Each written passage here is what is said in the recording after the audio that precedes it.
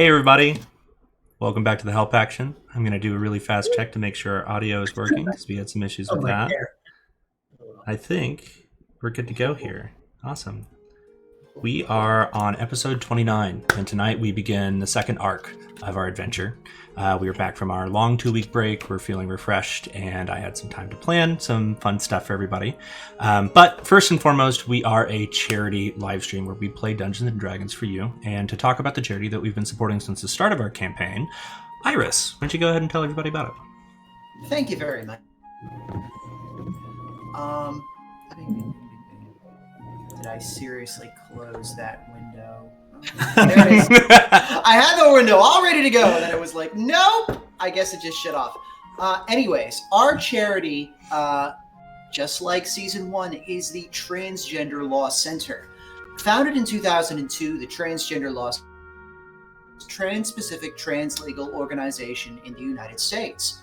Their tireless efforts to defend and advance the rights of transgender and gender non-conforming people have resulted in precedent-setting victories in areas including employment, prison conditions, education, immigration, and healthcare. In addition to their legal work, they also organize community-specific programs such as Black Trans Circles, the Disability Project, the Black LGBTQIA+ Migrant Project, and Positively Trans that inform and empower trans and gender non-conforming folks across America. Now, I don't know if any of y'all know this, but today is actually I think it's Non-Binary Awareness Day or Non-Binary Visibility Day or something.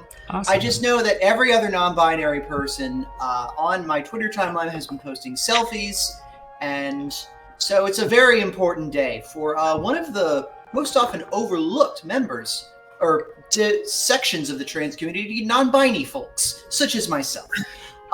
If you could find it in your heart to give even a small amount, $1, $2, or more than $2, wink, to our Tiltify link in the chat, you can leave a little message for us that we'll read at the end of the show. You can leave us questions that we can answer, or you can just leave a little goofy like, hi, how are you?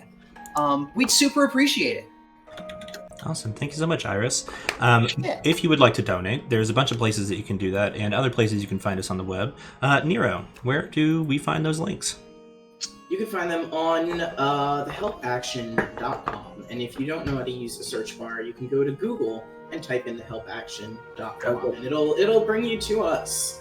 We're the only people called this. Don't look at anybody else.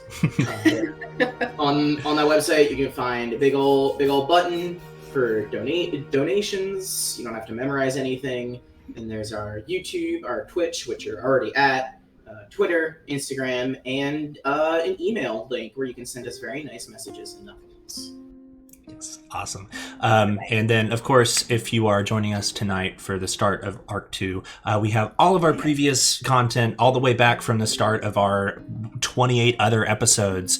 All of them are on our YouTube, and that link is also there. But we do this live, and that's what you're here for right now, I hope. Or maybe you're watching somewhere in the future on YouTube. Hi to you, too. If you want to watch us live, when can we figure out how that happens, Tommy and Robin? It's a great question, Evan. People ask it to me all the time. At least once a week. They say, when is your show? When is this show, thehelpaction.com, showing on the internet TV? Yeah, I say, who are you? Get away from me. And then I say, it's at 7 p.m. Pacific time. On Wednesdays. On Wednesdays. And if you're in some other kind of time zone, you can figure out when it is based on that information. It's a little puzzle for all of our viewers. Wow, I love puzzles. Thanks, Tommy and Robin. Yeah. It's an interactive part of the show. And I think that wraps up as I get into I'm going to sit awkwardly in my chair because I'm a homosexual phase of the campaign. Now we get to be done with all of our announcements and we get to jump into the actual content that you're here to see. But before we hop into our episode for the evening, I'll do a really fast recap. I'm going to try to do something quick that sort of covers everything from the first arc, and then just more specifically, just the last episode very briefly. So how it all went down, all of these friends had a buddy who said, hey, do you want to like help me like bring this stuff to this tiny mining town? Turns out it was mining equipment, and that buddy had found this lost mine that had this cool thing in it with which you could craft magical items. They started down the road, and then that guy decided to leave ahead of town. He got kidnapped. They had to find him in some faraway castle, rescued him, brought him back, and he said, oh, there's somebody called the Black Spider, and they have already beaten us to this magical cave. You have to get there, beat all the scary stuff inside, and then probably deal with that person, and then find this magical forge of spells and figure out what to do with it. So you went there, you dealt with a dungeon, you fought a bunch of scary bad stuff, and you saw some really wild magic. But at the end of the day, you found out that that small font of magic had not quite run its course, but in some way been damaged throughout the eons of it being hidden. And so as you left that space, having secured it and returned back to town, that's where we begin the start of our last episode. And as you returned back to town, having dealt with all the frightening dangers within Wave Echo Cave, it was early morning, well before the sun had risen, and you were feeling kind of jet-lagged after being in this dark cave for, I think it was 3 days on end, dealing with the various horrors, undead, and monsters within. And as you returned to the surface and made your way back to the small mining town of Phandalin, you began to make your way around town, first stopping at the inn, seeing some old friends, taking a little bit of a meal break, recovery, recounting your story to allies and other friends that you made along the way, and then making your way about town to do a few errands. Bree stopped by and spoke with Halia Thornton, her contact with the Black Network, who invited her to potentially join their cause. Additionally, you were invited by your compatriot and assistant with some magical tasks in the previous episodes, Sister Garrily, this Furbolg cleric of Tamora, who had invited you over to her house for some sort of a proposition, a dinner for that evening to discuss with you some sort of opportunity that she had available to you. So now, having popped around town, dealt with all of your associated errands, met with your goblin friend Droop, and seen that he's improving and learning a social skill or two. I won't pluralize where it's unnecessary.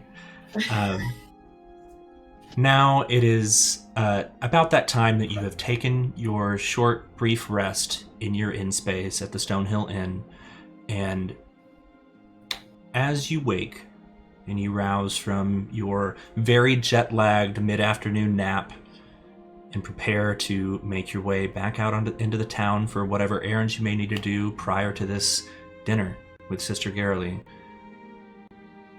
you will rise from slumber, this first rest in a proper bed that you've had in several days, feeling refreshed and feeling hopeful about what the future may bring.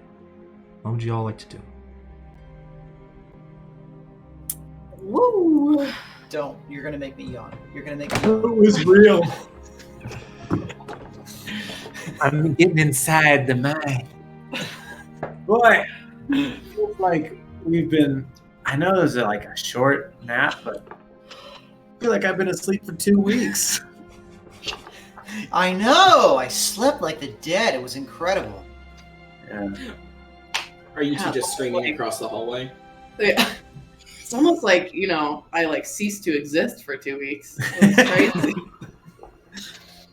I don't like to think about it.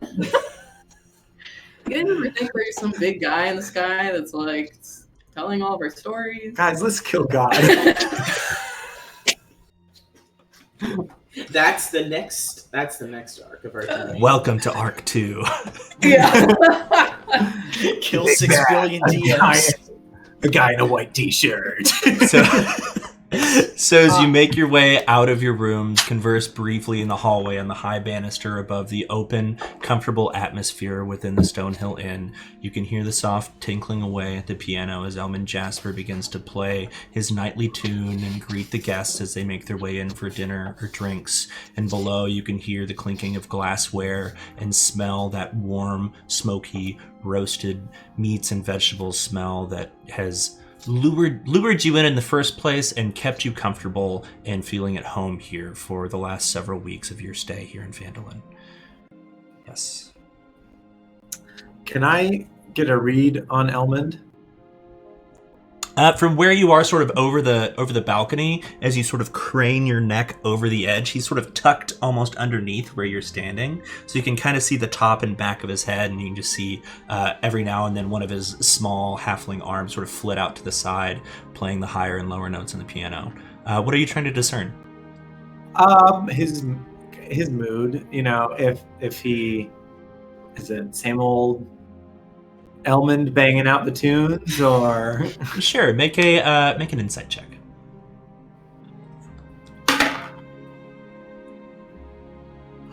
9. 9. It's really hard to tell from here. The music is the same. Good. Not he's no what's the word I'm looking for? He's no savant at the piano, but he's talented. And while he's not displaying the full ability of his talent right now, he's still playing well, performing well. There's not a specific somber tone or anything to the selection of songs that he's playing or anything at the moment. Not playing a funeral dirge. No. But you never know how that mood might change upon seeing someone in the party. Who could it be? While Glass is doing that, can I hang behind in the room on my own for a second? And I want to look at that letter that was for Ambrose.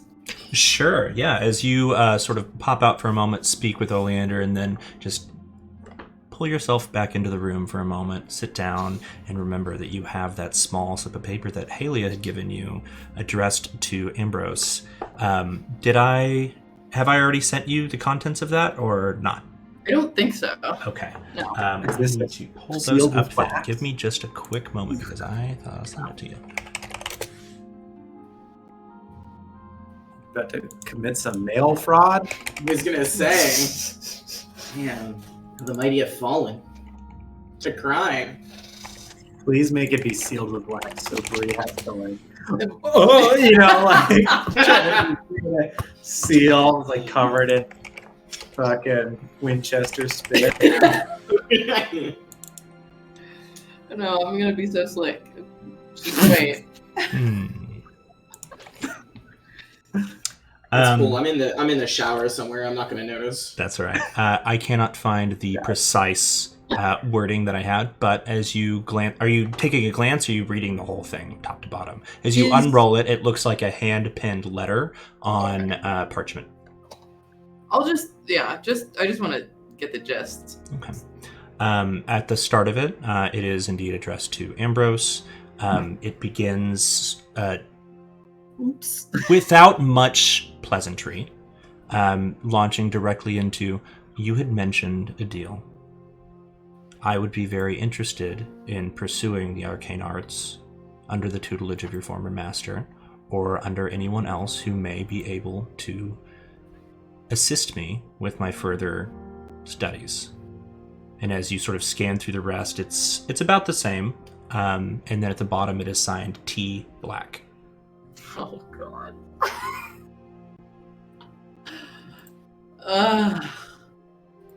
Okay. That's what I was afraid it was. All right. All right. I'm just gonna put it back in my pocket and join the party.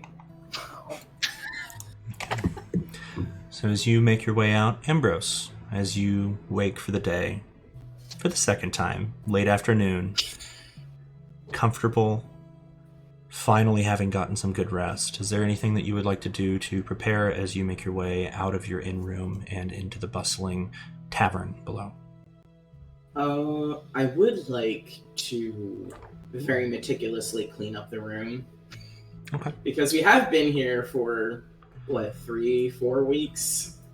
Mm-hmm. So. Make a, you know what, I'll just use your passive investigation.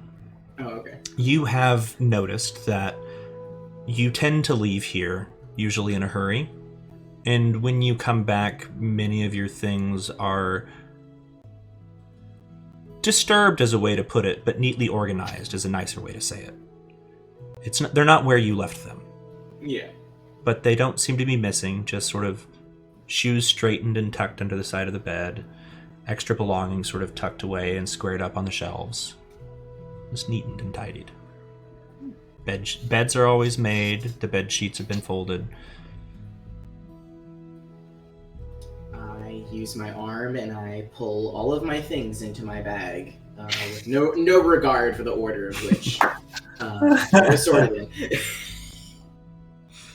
We got a little chaotic wizard. I'm just gonna head out. I'm just gonna go down. I hunger. Okay. As you make your way down, Oleander, anything else for you before you make your way downstairs?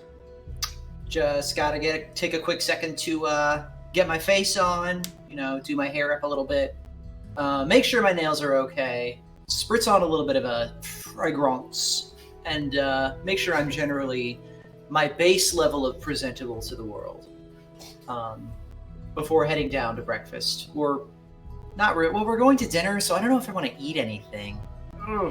Maybe like a croissant or something. Aperitif. A croissant. Yeah, an amuse-bouche with the gang. Classic simple tavern food, like a croissant. I'd like a croissant or an amuse-bouche, please. Could you tell that I'm from Baldur's Gate? Wow. Our croissant quench in the background. Do you have any cake pops or something? Yes, oysters on the half shell, no?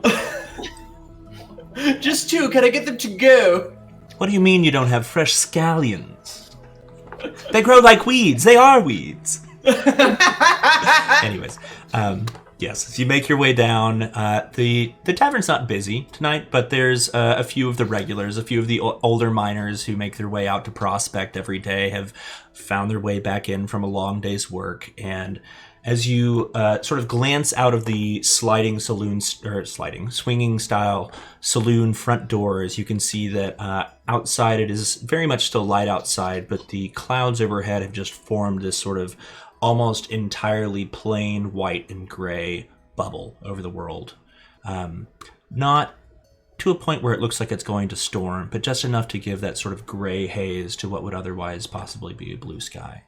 And there's a noticeably chilly draft that comes in with the sort of wide open front doors there, but thankfully it is kept at bay by the large, healthily roaring fire in the fireplace. And as you all make your way downstairs into the tavern, you can see that Toblin is sort of behind the bar. Yes, Glass. I'm gonna do my own thing when I go down and out. Okay. I didn't interrupt your scene. Sure. But yeah. As you all descend the stairs and head your different directions as you please, what would you like to do, Glass? I am going to wait until I see Bree going down. And I'm going to say, are you going outside? I mean, yeah. Okay. And then I'm just going to cast invisibility on myself before I go down the stairs and just walk with her. And I will, just to exit out the door with her so it doesn't, and everyone's not like, ghost! But I will leave invisibly until I'm out of the tavern. Okay. And then break invisibility again. At the top of the stairs, as you cast a spell, go ahead and make a perception check, both of you. Both of us. That is a big 10. 19. You are a little too focused on watching the form of Glass sort of shimmer and then vanish into thin air, Bree. But Glass, as you cast the spell and then sort of look up to ensure that it worked and people are indeed not perceiving you, the only eyes that you catch in the room focused on your current location is Pip, Toblin's son, who is sitting at the bar having dropped a glass of water with his mouth just staring at where you once were. Wow. Would Message would break invisibility because it's a spell, right? Yes. Invisibility Yeah. concentration. Well, it's. I think it. Oh, I see. Not that it's concentration, but because. And as his small sort of round face just sort of looks up, you just see him.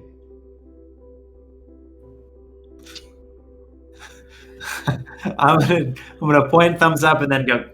You know? Yeah. And as you I'll make tell your him. way outside, just behind Bree, you are unnoticed as you exit by any of the members and proprietors of the tavern. Okay. Ambrose and Oleander, as you make your way downstairs, what are the two of you up to? You're grabbing some sort of a small snack, Oleander? Yeah. Like a, I don't know, like a piece of fruit or something. Okay. A banana or whatever. Easy enough to obtain.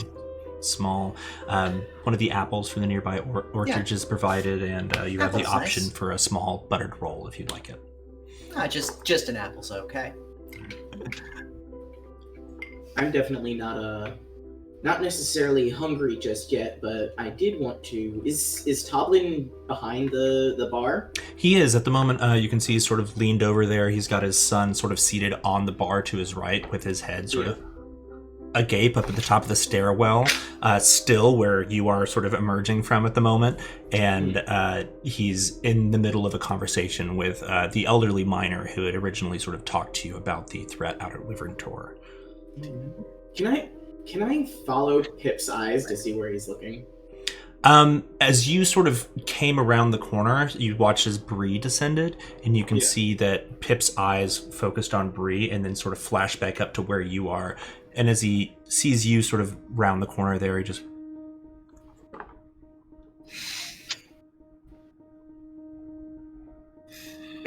Oh, God.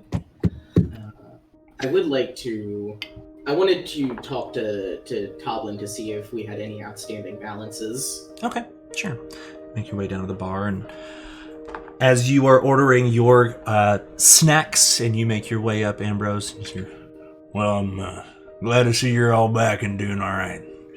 And anything else I can get you? I know your friend here wanted a little snack. If y'all want an ale or meat or nothing, I can grab it for you.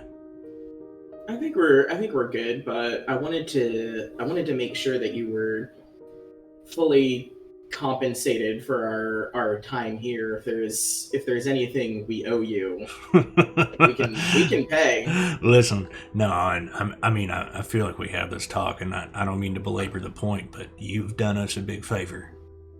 If it weren't for you, I imagine many of the lives, and if not their lives, at least their livelihoods of the people here in Phandalin would still be under the thumbs of them Red Brands. So, you've done us a favor. Let us do what you want. Okay. You've been Sure. You've been extremely generous, and we can't thank you enough for the hospitality. It's really meant a lot to us having a friendly faces and a friendly place to come back to.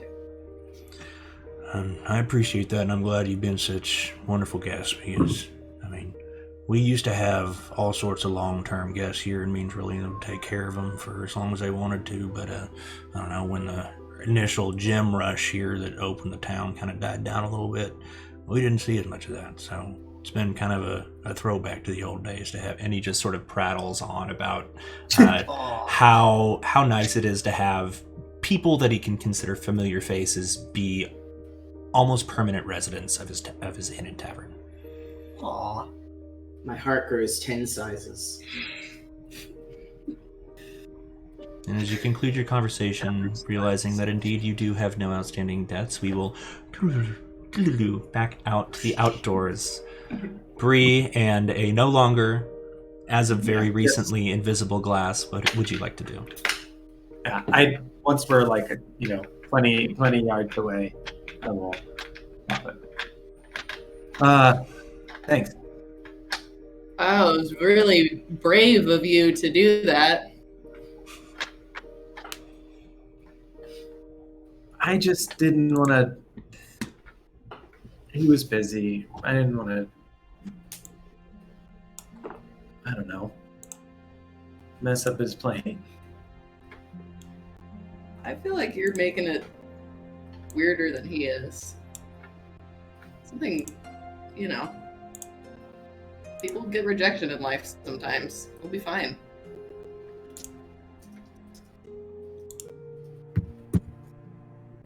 Okay. Do you think I'm a good person?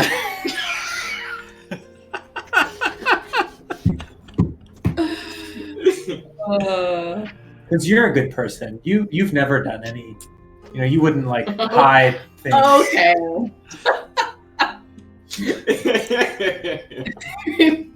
Or be dishonest. Okay. Okay, Glass, who doesn't know about any secrets I might have. Why would you say it like that? Yeah, I mean, unless you want to tell me about something.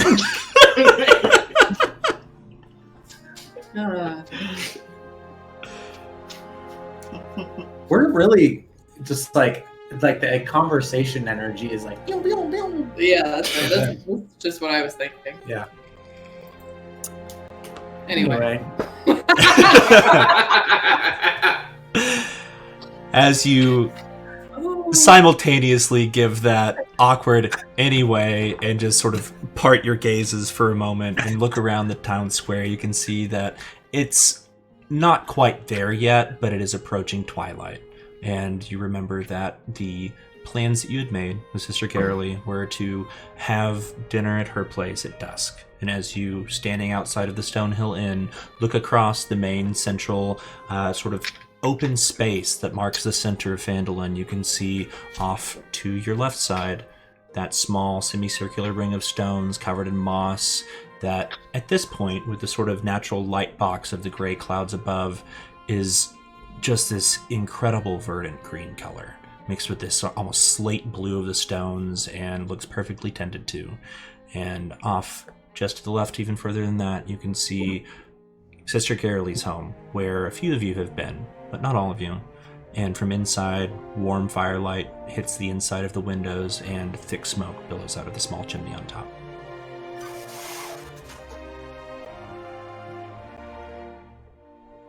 Ambrose and Oleander, as you conclude your business within the tavern, is there anything else that you would like to do before you make your way to dinner? I mean, I'm gonna head outside. Yeah, I'm gonna head outside. I'm pretty good. Can I look around for Droop? Sure. I think Droop's back in the jailhouse, right? I mean, is he running around anywhere? As you do a quick precursory scan of the environment around you, you don't see the tiny floppy-eared goblin running about anywhere, nor do you hear the usual protests of the village at his presence. Every time Droop isn't on screen, I want to say, "Where's Droop?" Can we homebrew a spell detect Droop? Somebody write a theme song for Droop, please. It's just someone taking like 2 ball peen hammers to a xylophone.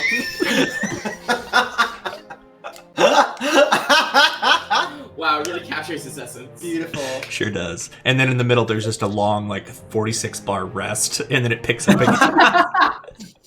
A little bit of John Cage in him. Yeah. Wow. While thinking about this beautiful composition, Oleander, you're like outside. Yes, I'm outside finishing off my apple. I do want to turn to Oleander and say, between you and me, do you think we should teach Droop to kill?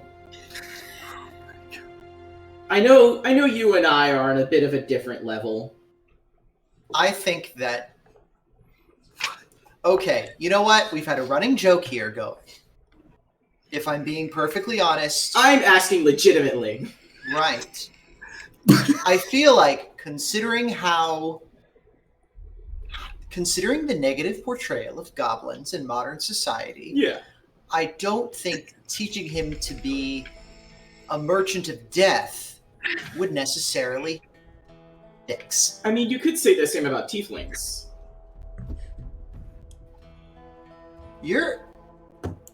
It's a little racist, but I'll let it slide. I didn't say that you shouldn't teach him how to defend himself. Yeah. I think that's a valuable life skill, especially in wild frontier cities. Exactly. Such as these. a prospective future mayor needs to know how to handle himself. Yeah, and sometimes defense involves I think murder. I think you would be justified in defending. Emphasis on the defense. Do not teach him to just murder people. Okay. That would be bad. You can teach him to maybe, like, stand up for himself. I think that's a valuable lesson for anyone, really. Okay. The fact that, we murder people a lot. Yeah. I mean, I wouldn't want to, push the little guy into our line of work. God knows. Glass and Bree, you picked up on sort of hearing the voice of Oleander and Ambrose on the wind just behind you, maybe by 20 or so feet. And as you turn, you hear the very, very loud declaration of "We have murdered people" come from Oleander's mouth in the middle of the town square, and immediately think better of it. Thanks for having us over. Are you making your way over to Sister Carolee's then? Oh, I thought that we were already at Sister Carolee's, at her door. Oh no, I was just saying you could see her home from where you were standing. Oh, okay. That's all. I assumed we were in her door, hearing this loud murder conversation. But as you direct your travel over in that direction and sort of turn behind you and throw a look to Ambrose and Oleander, the two of you do notice your other two companions making their way in that direction. Bree, just so that I am aware, is Winchester with you, or is Winchester in the room? And similarly, Oleander and Kevin. Oh, Kevin, he's my little necktie right now. Okay. He's in his ferret form, still chilling, still snoozing. I think that last bit took a lot out of him, so he's just he's getting his 40 winks in. And as that sort of chill breeze blows, sort of almost getting just under the collar of your shirt and giving you a slight chill, you're very thankful to have this warm, fuzzy animal around your neck. And you hear his tiny snores on your shoulder. Bree, was Winchester with you? Baby. Yeah, and I'm going to retcon a little and say that I turn him into owl form. Sure, no problem. The three-eyed owl is perched on your shoulder. The four of you convene here in the town square, maybe 30 or so feet from both the Shrine of Good Luck here in the center of town and the front door of Sister Carolee's, with both of them equidistant on opposite sides from you.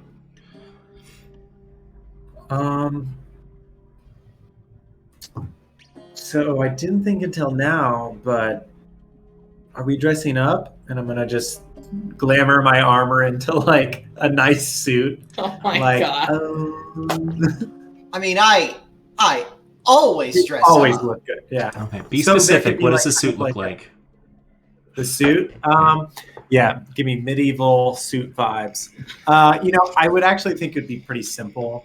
Probably a dark brown, linenish kind of thing. Pretty light with just a tunic underneath, but a jacket. And by and large, you stand out very much so from the very ramshackle and maybe not downtrodden, but very moderately dressed civilians around you. All of you do, in one way or another. Bree with your three-eyed owl, Oleander with your ostentatious presentation as always, and Ambrose with the fact that you're a satyr with a big wizard hat on. And as this strange group of friends convenes, the sun begins to set into the sky in the west. And you know it's time for dinner. Lovely. Knock, knock. Shall we? As you make your way over to Sister Carolee's door, you knock a few times, and the door remains closed for a moment, and you just hear, "Oh, sorry, 1 second," softly from inside, and a few moments later, you hear just a and the door swings open, and from the inside, the warm firelight spills out, and you can see standing there in casual but fine clothes, Sister Carolee, with her hair, instead of its usual sort of downed, long, flowing locks tied into this very, very thick braid that's been sort of tossed over one shoulder, and on top of her clothes, she's wearing just a very simple white canvas apron on top that has a few smears on the front of it. It looks like she's been doing some cooking, and then the smell from the interior of the home hits you, and you smell spices, cooked vegetables, and something that smells slightly sweet, but not quite yet fully baked. And as she just says, come on in. I'm really glad that you were able to make it. She just gestures inside. You can see that the interior of the home is, as those of you who have visited here before, sparsely furnished, and the table itself is set with just a few very plain white candlesticks, all set for 5 places around the table, and the 6th, yeah. the 6th person, 5 places around the table, and she just sort of lets out this big sort of exhale and says, I'll be right back, and just dashes off into the attached kitchen that is sort of open to the rest of it. And you can see that burning in a small wood stove is a small fire on top of which are several pots filled with various things, and the table itself is set for a full dinner. On top of the table, there's a few small bottles of what look like mead, various glasses, and silverware that on first glance looks suspiciously identical to that which you've seen at the inn. Okay, I bet that silverware is in most of the houses in this village, though. If you all just want to go ahead and have a seat, I'm almost done cooking. I'm really excited. I've been kind of working on this most of the day. I hope you all got some good rest. I'll be with you in just a second. Just make yourselves comfortable, and yeah. And she just almost awkwardly turns around and returns to the kitchen. Smells awesome.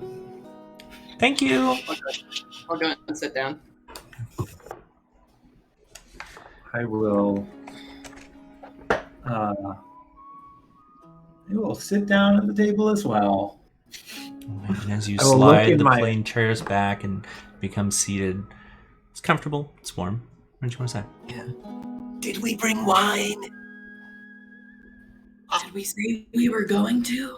No, but I mean, come on, we gotta look together. I gave her a bit of a souvenir before we went to bed.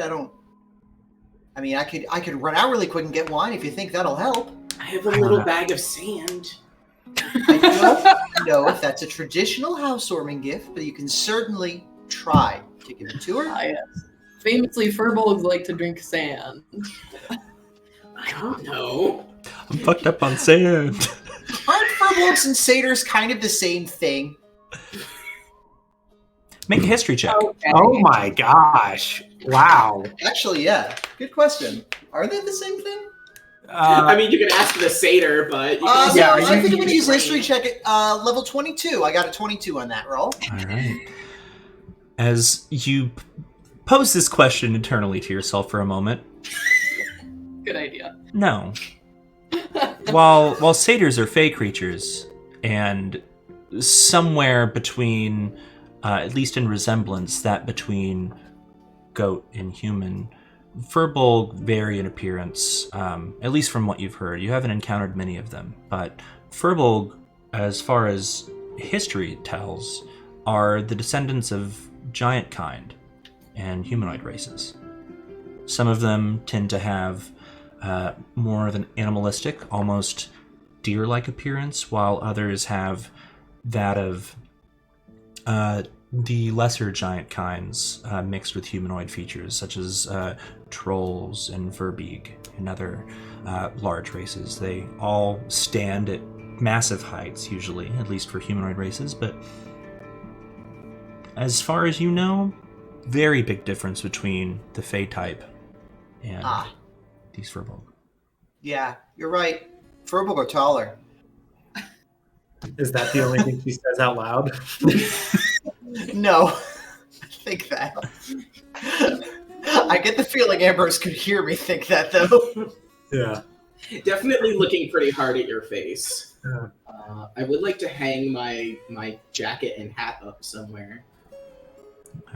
There's a few pegs by the door, and as you go and sort of disrobe, take off your jacket and your hat, and fuss your hair for a moment just to loosen it from the hat pressing it onto your head for the day, you hang them up and you see seated on the ground just underneath the hooks there is a very, very large adventurer's pack, on the top of which is a bedroll, and you can see the sort of strap handles that would go over the body have been wrapped in these colorful ornate silks.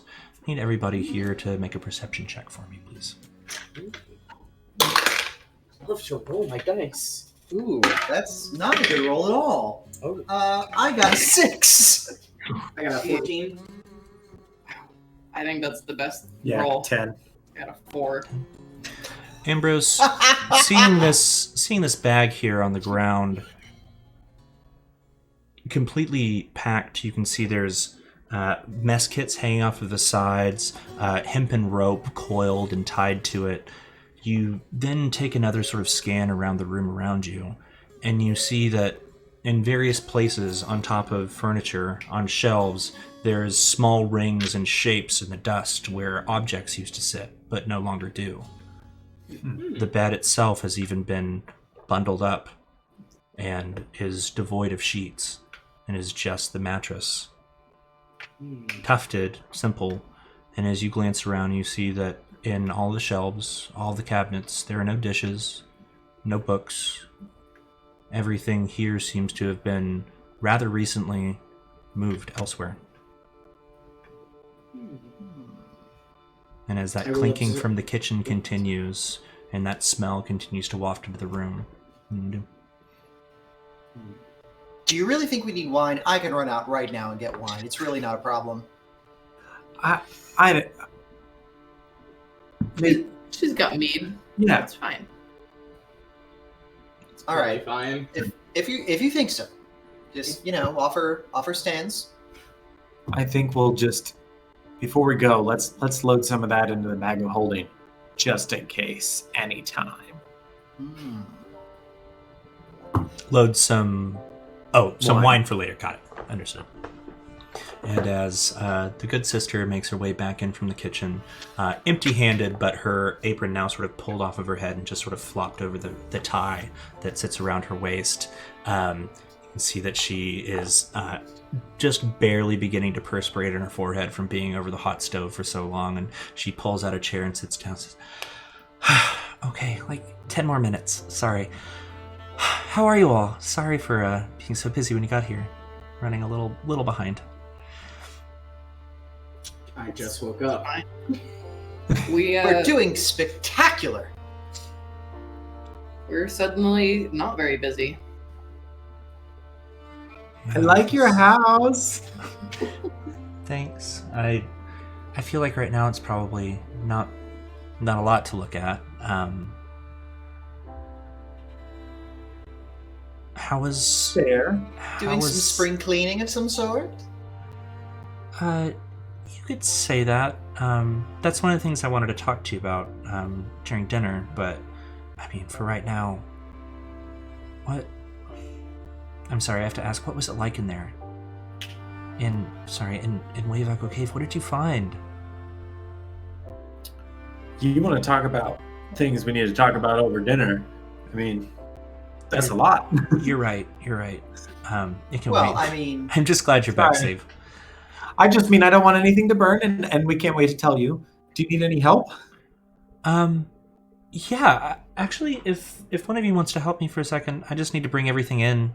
It should all be ready to go. I will. Oh, go ahead. no, it's fine. You go. Oh, just. Come on, Glass. I Come on, let's go. She sort of takes a more just like, let's pretend go, I I'm need your help following now kind of stance to it.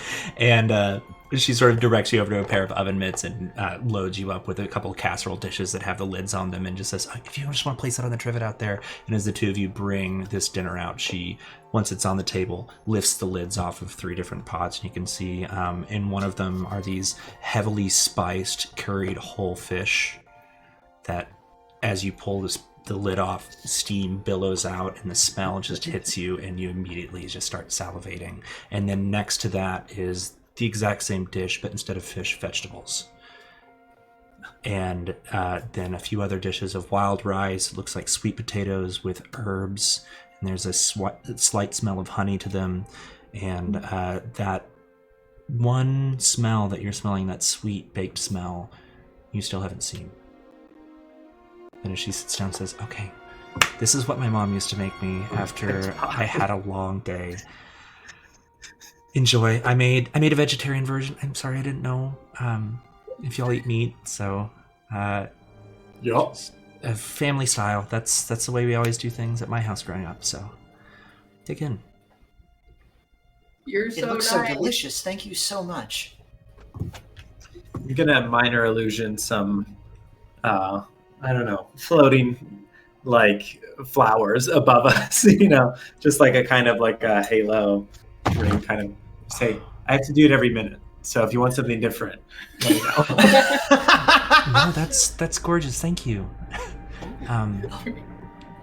You could show off some of our adventures within Wave Echo Cave if you wanted. I would love to hear about everything you did or saw in there. I'm so curious. And if you would like to, at this point, you can just sort of say you tell the story. But if there are specific things you want to make sure that she knows, you can let me know what those are. Make sure she knows about the giant skull. That's what I would have started with, personally. But I imagine Ambrose being like, yeah, make the skull, and everyone else being like, no. And I'm like, okay. And I make a big, screaming, terrifying green skull. I was going to say maybe tell like an abridged PG-13 version of it, but yeah, sure, you can go full Mondo skull time. those I are guess. PG-13. And as you're They were a dead creating these person illusions, once. I'm so sorry. And grabs the 2 bottles of mead. This is imported from Good Mead in Icewind Dale. I've been saving it for a special occasion, and it's just been sitting in my cabinet. And she just sort of blows dust off of the bottles and uncorks them and pours a glass for everyone. Wow. Very kind. I inhale it immediately. You're supposed to savor it. It's got a delectable yet delicate body. With a heady bouquet of cranberries, wood shavings, and mint? It's been a while since I've had meat. No, you're right. I feel like I can taste the mint. Weird. You've got to It's you've so got to tough good. this. Yeah. Well, I've got a nose for smelling trace amounts of foreign liquids in beverages. This is going a weird way. Tell us more about the cave, Glass. It tastes like honey. Oh, I meant the mead, not the cave. I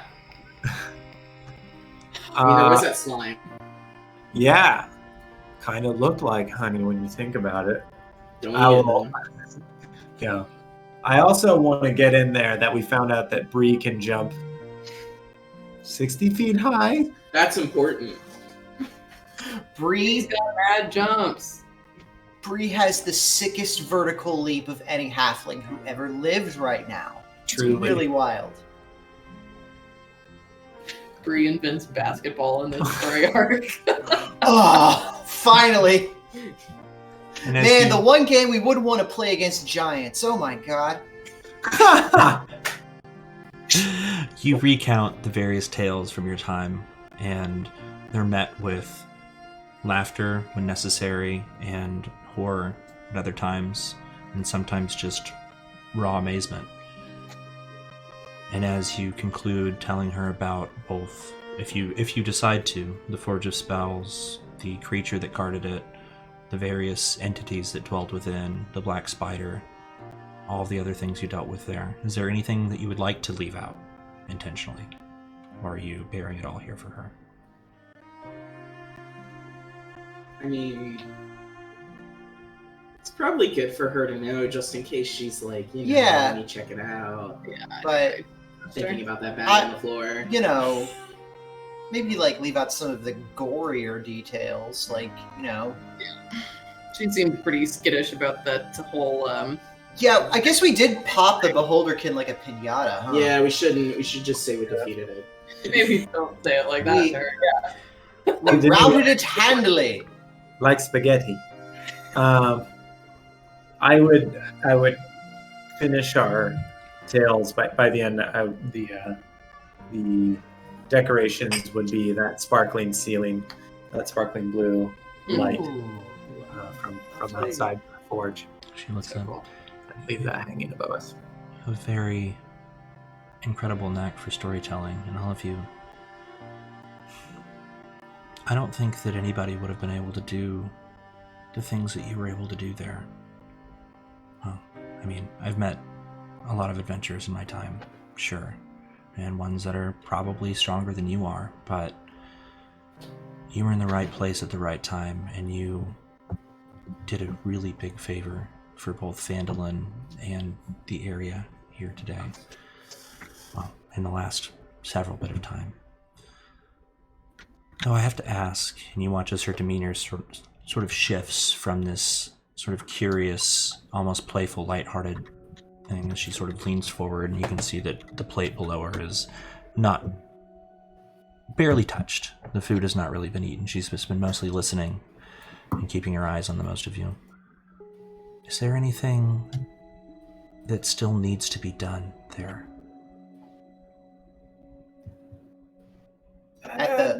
At the cave?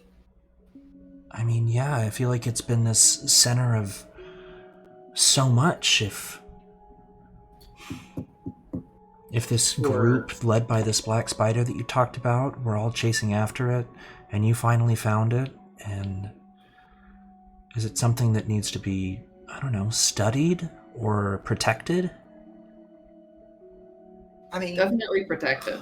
I think maybe yes to both. I mean, I don't know. I think the Rockseeker brothers are. The Rockseeker brothers pretty much have it in hand at this point. Like, I think in general, I guess it needs to be studied as much as any anomalous magical phenomenon would need to. But also, it kind of seemed like it was on its way out, and you know, it's so dark down there and wet. I mean, Gundren, I love the man, and bless his brothers. But if I had to, pin their interests, I don't know that defending or researching would be either of their, interests. I think they're explorers.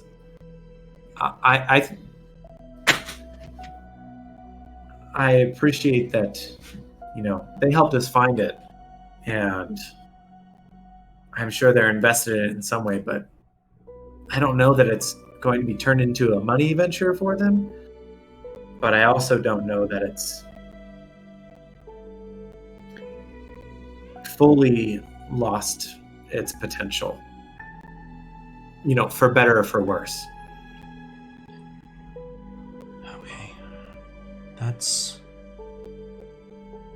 Before hearing your story, that's about the conclusion that I came to myself. And I've mentioned before to you that I work closely with the Harpers. And after what you've done for Phandalin and there in Wave Echo Cave, I really think that the Harpers could use your help. Even if you don't choose to join us, I'm not asking you to set aside whatever allegiances you may have and blindly step onto our side, but you've done us a huge favor, and at this point, at the very least, after speaking to my superiors and communicating with them about the goings-on here, since that is part of my job here, as my post here in Phandalin, we would like to reward you.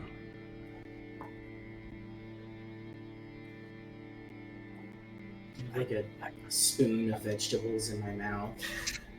This is reward enough. A home-cooked meal is a delightful reward. Thank you so much. But yeah, tell us more of these Harpers. Who are they? Who are y'all? What do y'all want? What do y'all do? It's a little bit difficult to explain because we do our best to operate under the idea that we are not noticed. Mm-hmm. But to boil it down to a few points, the Harpers are effectively just a clandestine network of spellcasters and spies, effectively. And our entire goal here, in all of Faerun and all the North, is to tip the scales in favor of the innocent, weak, and poor. and to continually pride ourselves on being incorruptible defenders of good. Aiding the oppressed, working behind the scenes, ensuring that our work is effective but unnoticed. We've done a lot for the realms. In our long history, we've thwarted tyrants, we've deposed rulers, we've headed off growing forces with rumored or visible evil intent, like the ones that you've taken care of in Wave Echo Cave. And we do our best to have our finger on the pulse of power within the realms. And we always work to even the odds in the favor of the downtrodden.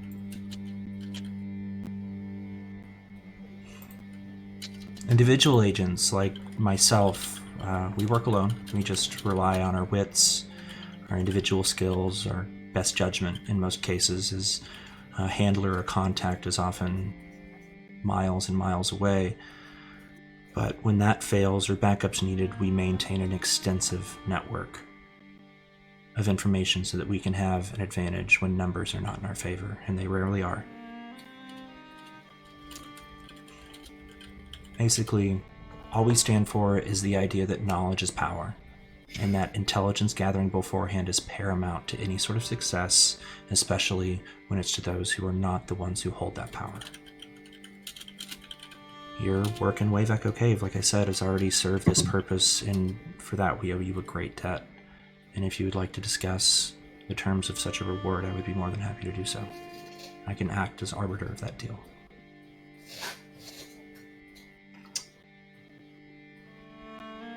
Well, I personally don't speak for the rest of the group. I'm just one individual in it. But personally, helping the innocent and being a super cool secret spy sounds pretty rad. I guess it does sound kind of cool when you put it that way. Yeah. My God. Seems like connections like those would be pretty useful on the road ahead. What say you, fellow troubleshooters? I mean, sounds like your cause is a good one.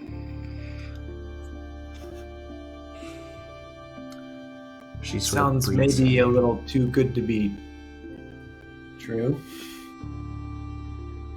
I will take a big swig of mead. She raises her glass and does the same and sets it down finished. Does a long sort of scan around the table, making brief eye contact with each of you.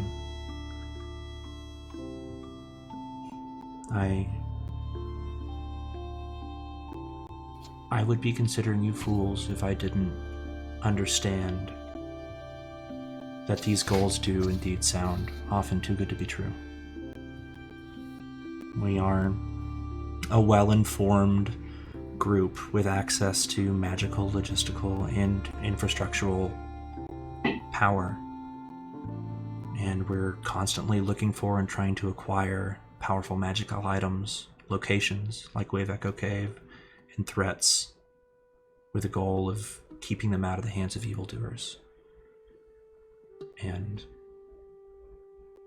it's important that while you trust the cause, none of us ever trusts ourselves with too much power.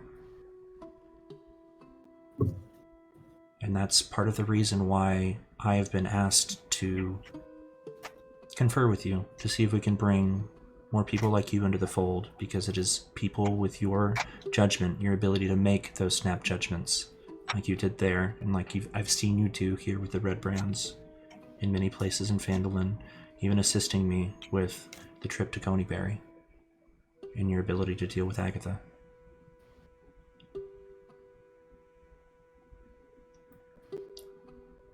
Being in the Harpers is lonely, especially when you work alone like I am. It's one where you make strong bonds, like the one that I feel like I'm beginning to form with you, and great friendships, but the truth is, those of us within the network rarely meet.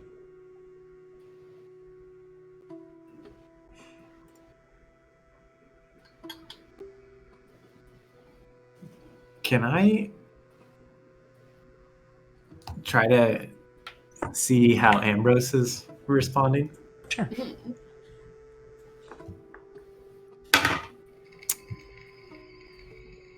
17.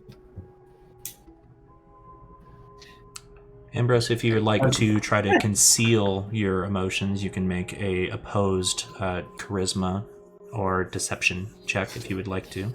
Or if you'd like to just tell Glass how you're feeling, you can do that as well. If you're sort of wearing your emotions on your sleeve. That was charisma or deception? Mm-hmm.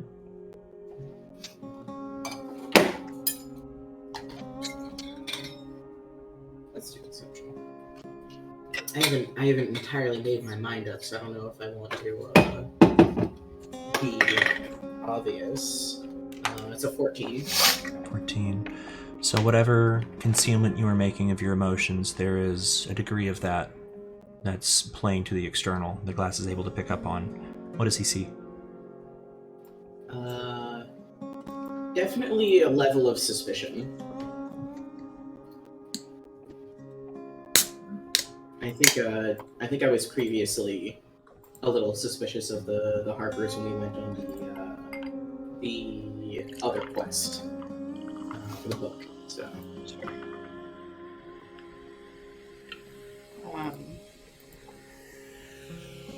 Which, as you recall, and just to remind the viewers here, you were asked to travel to speak with a banshee and locate a old long-lost spellbook. And when you arrived, you were able to ask this diviner, this banshee, any question. And regardless of any question being able to be asked, you still asked the one that was requested of you. And it was that movement of faith, that honesty in choosing which question to ask, that has led you to this point.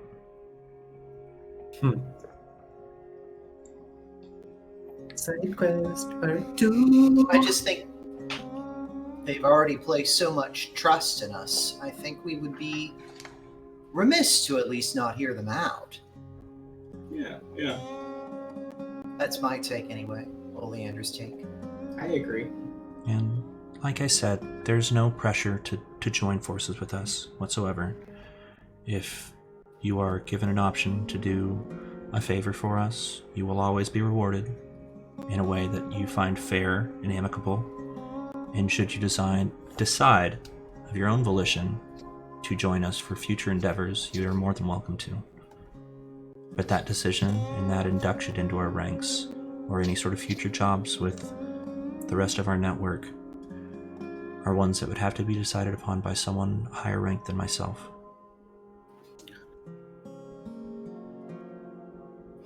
But if you're in for at least one, there is absolutely something with which we could use your help greatly. I mean, in for a penny, in for a pound, right? We're here to help.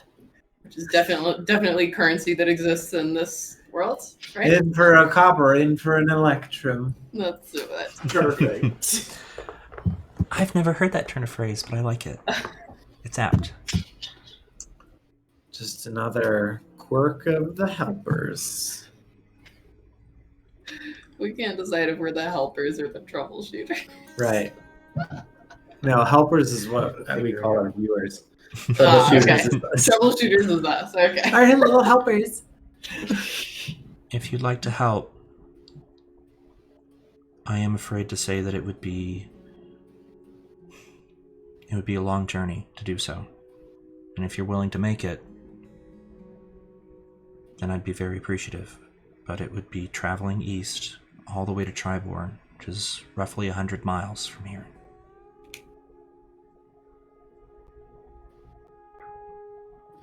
One of my superiors, and at this point, the fact that I'm even telling you this should be taken as a very, very, very heavy declaration of my trust in you.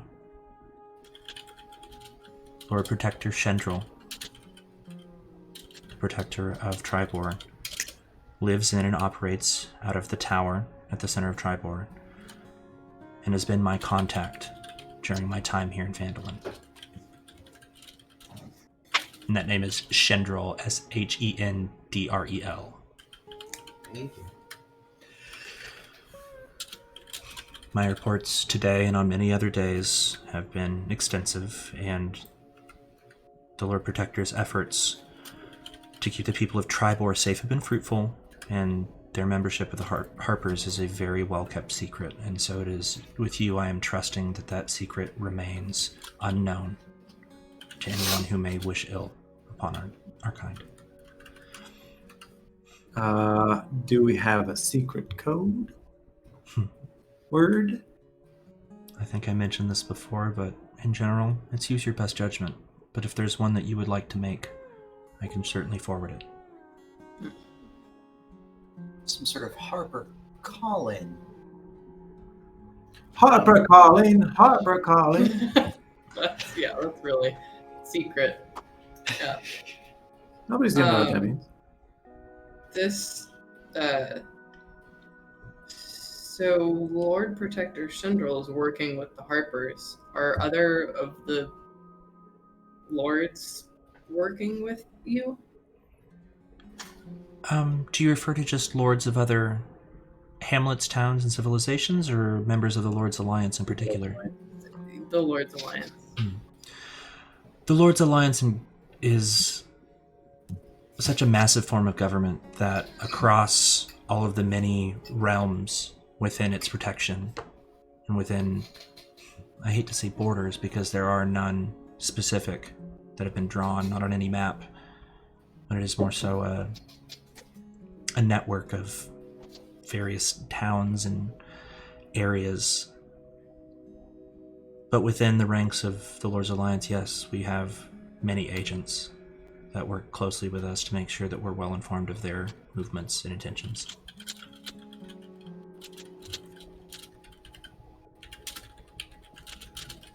Well, Right. Well, I came all the way up here from Baldur's Gate, so a quick trip over to Tribor sounds like no problem at all. That is a hefty jaunt. It's not that hefty. It's cumbersome, sure, but light.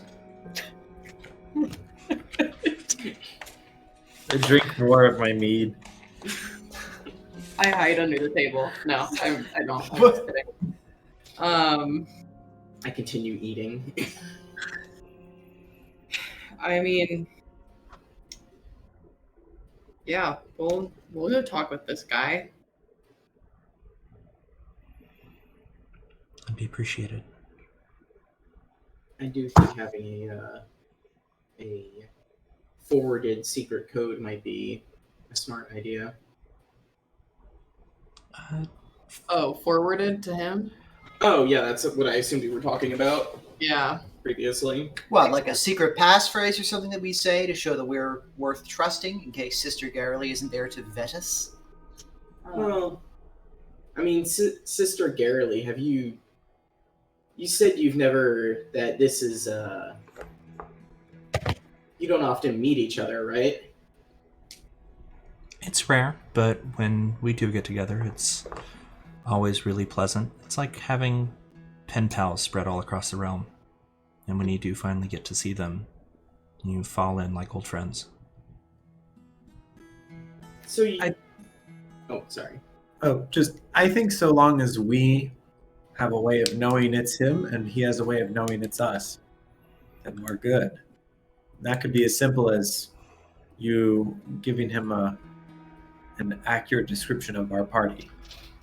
Well, And us and a description of him, but Business card. I would say This is at this exactly point, what these things are made for! I would say at this point, what I a think, contrast to Oleander. I think I would like to at least verbally hear that you are indeed interested and would like to proceed further with more information before I continue. Sure. At this Well, point, I'm in however, myself. should you wish to decline, this is effectively, informationally speaking, the point of no return. So if you need to weigh this option, you may do so. And I won't rush you. Gang, anyone else think that maybe just like, maybe, That for a sec. Yeah, why let's don't have we? to decide. Just real quick. Let's just confer as a Just- group real quick, and this isn't meant as a rude gesture. We just want to It's quite think this alright. over really hard I before think we commit that to my a big tarts journey. are just about done. And she just sort of scoots the chair back and folds her napkin, sets it onto the table. and She's says, got multiple I'll be tarts. back for a moment. And turns and makes her way back into the kitchen. You can hear the oven open and her rumbling around in there. You have a moment to speak for yourself, to yourselves, without her overhearing. Okay. In. Point of no return. I mean, I think that just means that, There's no going back. that once we're that once we're blacklisted, we can't get back on the good list. Exactly. Mhm. Make an insight check. Those of you curious about what she meant by that.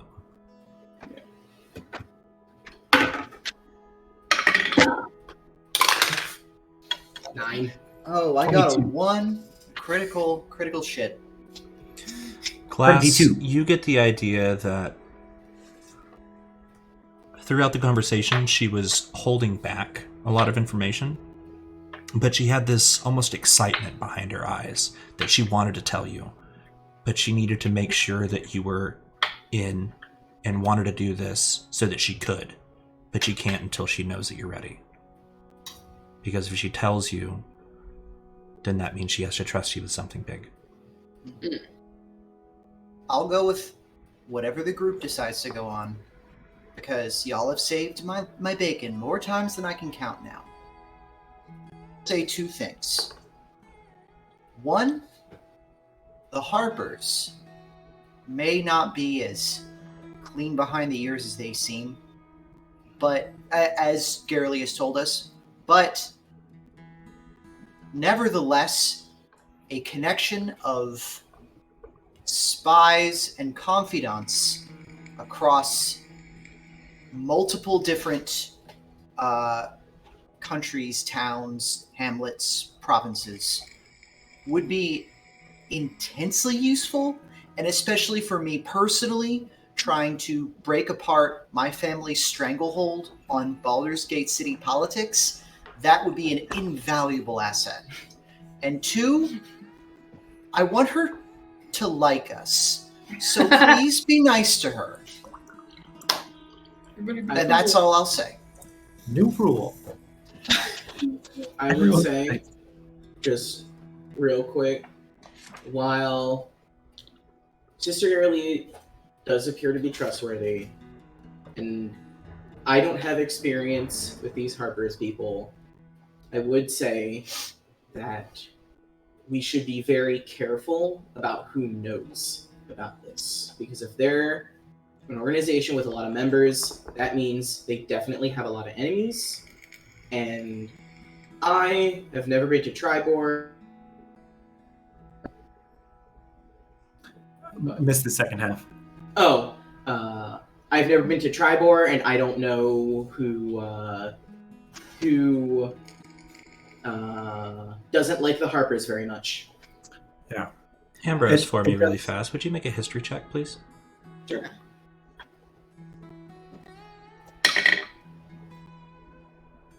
Mm, 19.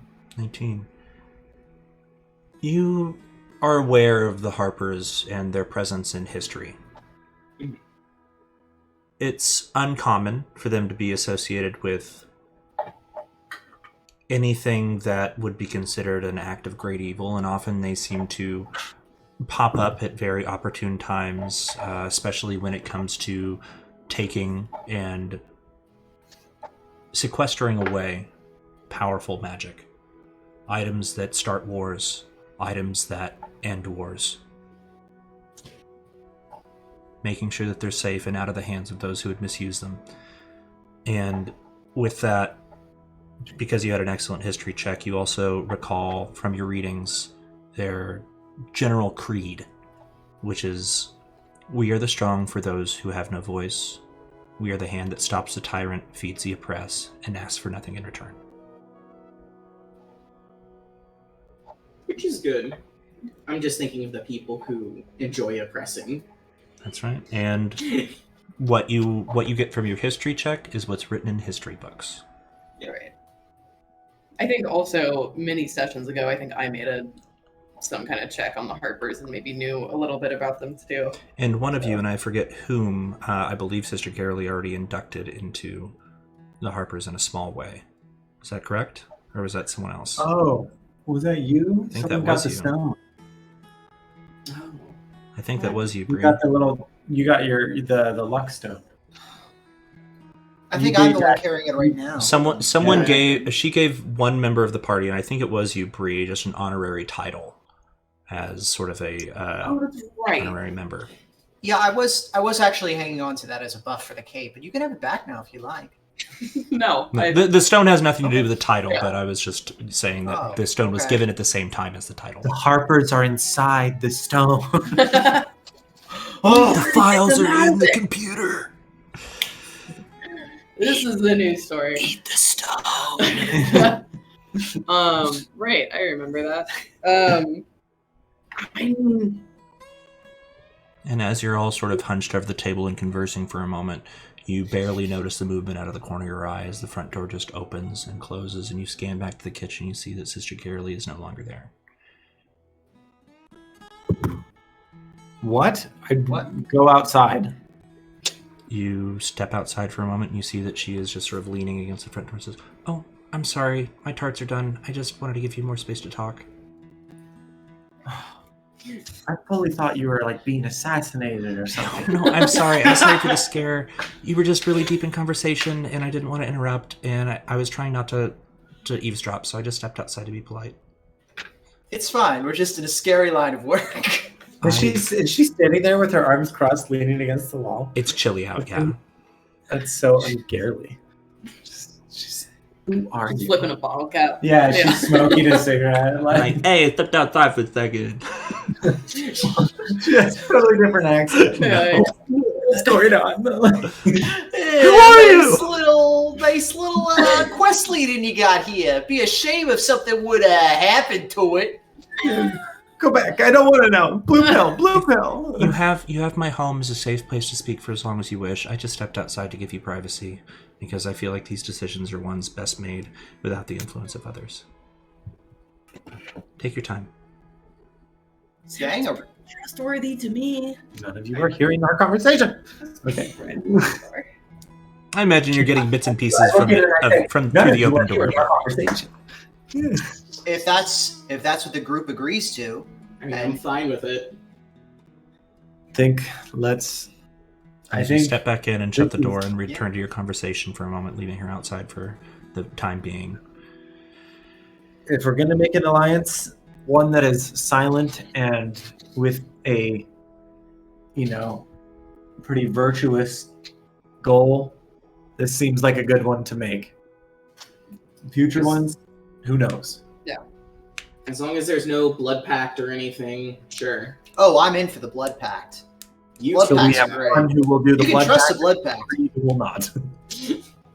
let's do it. Step out of the door, doing my best impression of the. I don't know. You got the job. I guess our only question It is would be brown. then, sister. Yeah. Hey, did When you? do we leave? As you step out and invite her back inside, and she comes back in and sort of brushes the cold off of herself for a moment, you see just a few small snowflakes follow her in as she comes in through the door. And outside, you can see that it is just barely beginning to give the very first lightest flurries of the first snow of the season. She steps in and says, "So if you're asking when we're going to leave, I assume you've accepted?" I'm gonna change my armor to say, "Keep calm. I'm a Harper." What do you think? I think that is best kept under more discretion. Not too And fashion forward. we will be leaving tomorrow morning at dawn. You're coming with us. Yeah, of course. This is why you were asking about trying to figure out how to contact Lord Shendril, and I needed to make sure that we were going before I said anything. Oh, now I really wish we had determine a secret word, because then it would be so superfluous. Pointless. We still can. We still can if you want to. It'd be fun. It's That'd fine. be great. And a secret word and a secret handshake. Oh my god. Yes, excellent. Sounds great. Well, if we're going east to Tripor, 100-mile journey, it's going to take about 4 days. And we better get an early start. But for now, there's a little bit that you should know about what lies ahead, now that I know that you're going. So, and she sort of pulls your chair back and sits down. A lot of the areas of the north here have been seeing activity lately from one of the quietest and most unseen members of the community. Nightstone, small town just outside of Waterdeep. Oleander, you would have passed it on your way up from Baldur's Gate, if not slept there. Yeah, we stayed a night there. It's nestled just inside of the Ardeep Forest. But just a small amount of time ago, it was attacked by cloud giants. What?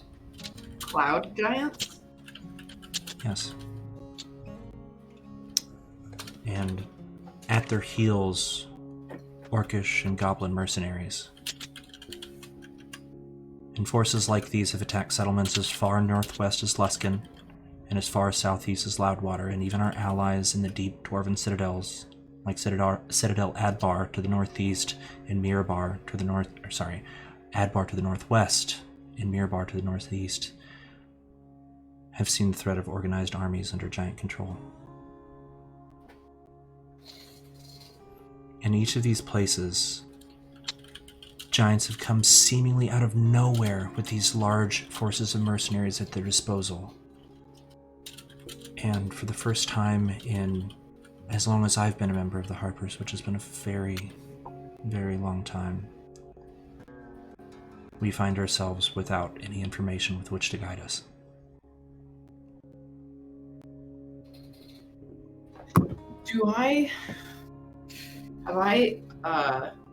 Are cloud giants common? Like, have I heard of them appearing anywhere else ever? Make a history check.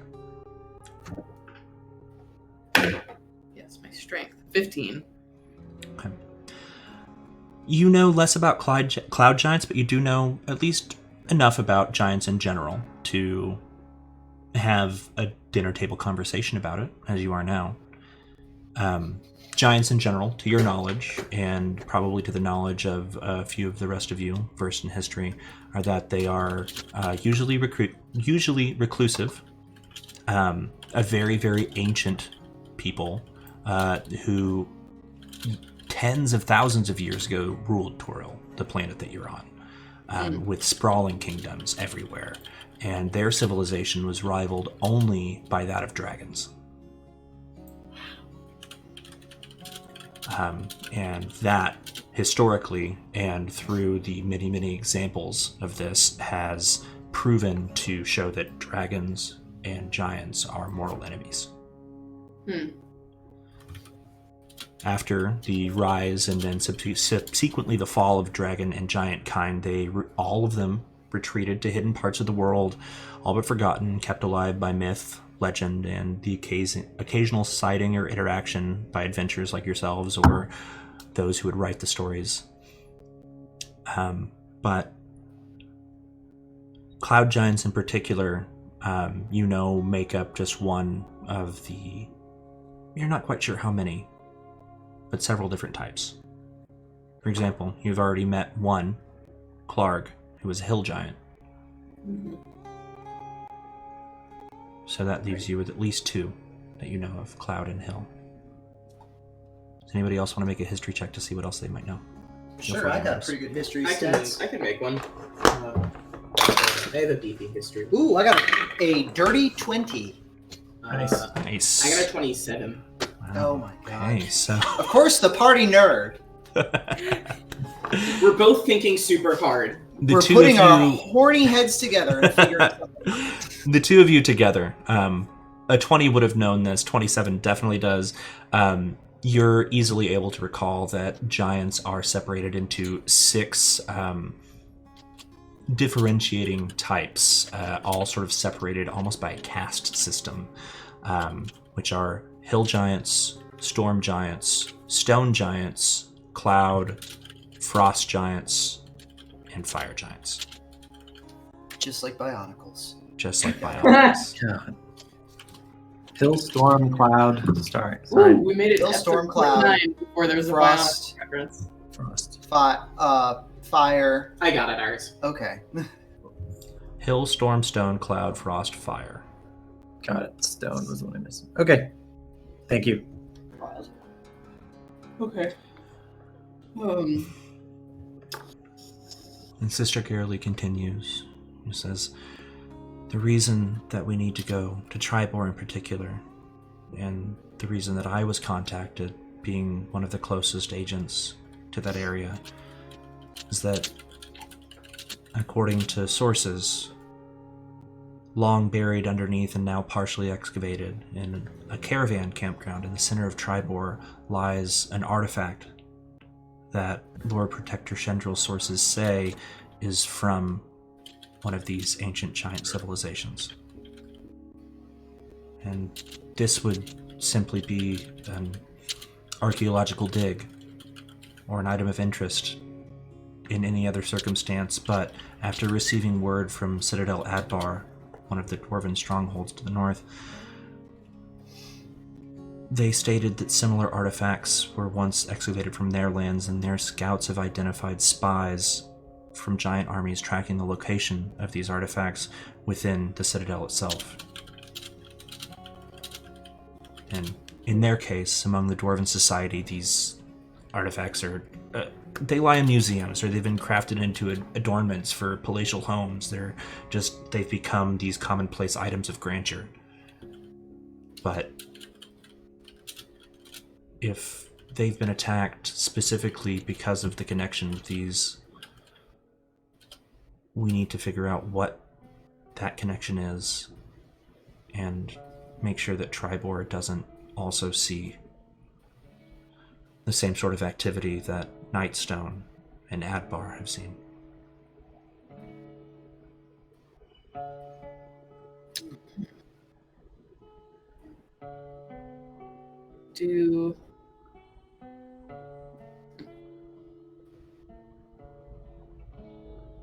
I mean, it seems like a pretty clear connection, right? Do the giants want these artifacts back?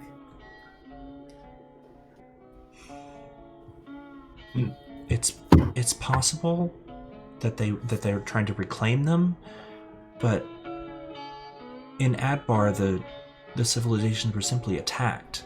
The items weren't reclaimed. So we're trying to discern if there's a difference between these acts as acts of vengeance or reclamation, or if there needs to be a communication line created between us smaller folks and giant kind in order to establish some sort of semblance of trust between our people. They might, because they might just not want anybody else to have them. And without information, which is paramount to our operations, we can't make smart decisions. And we don't make decisions in the harbors unless they're smart.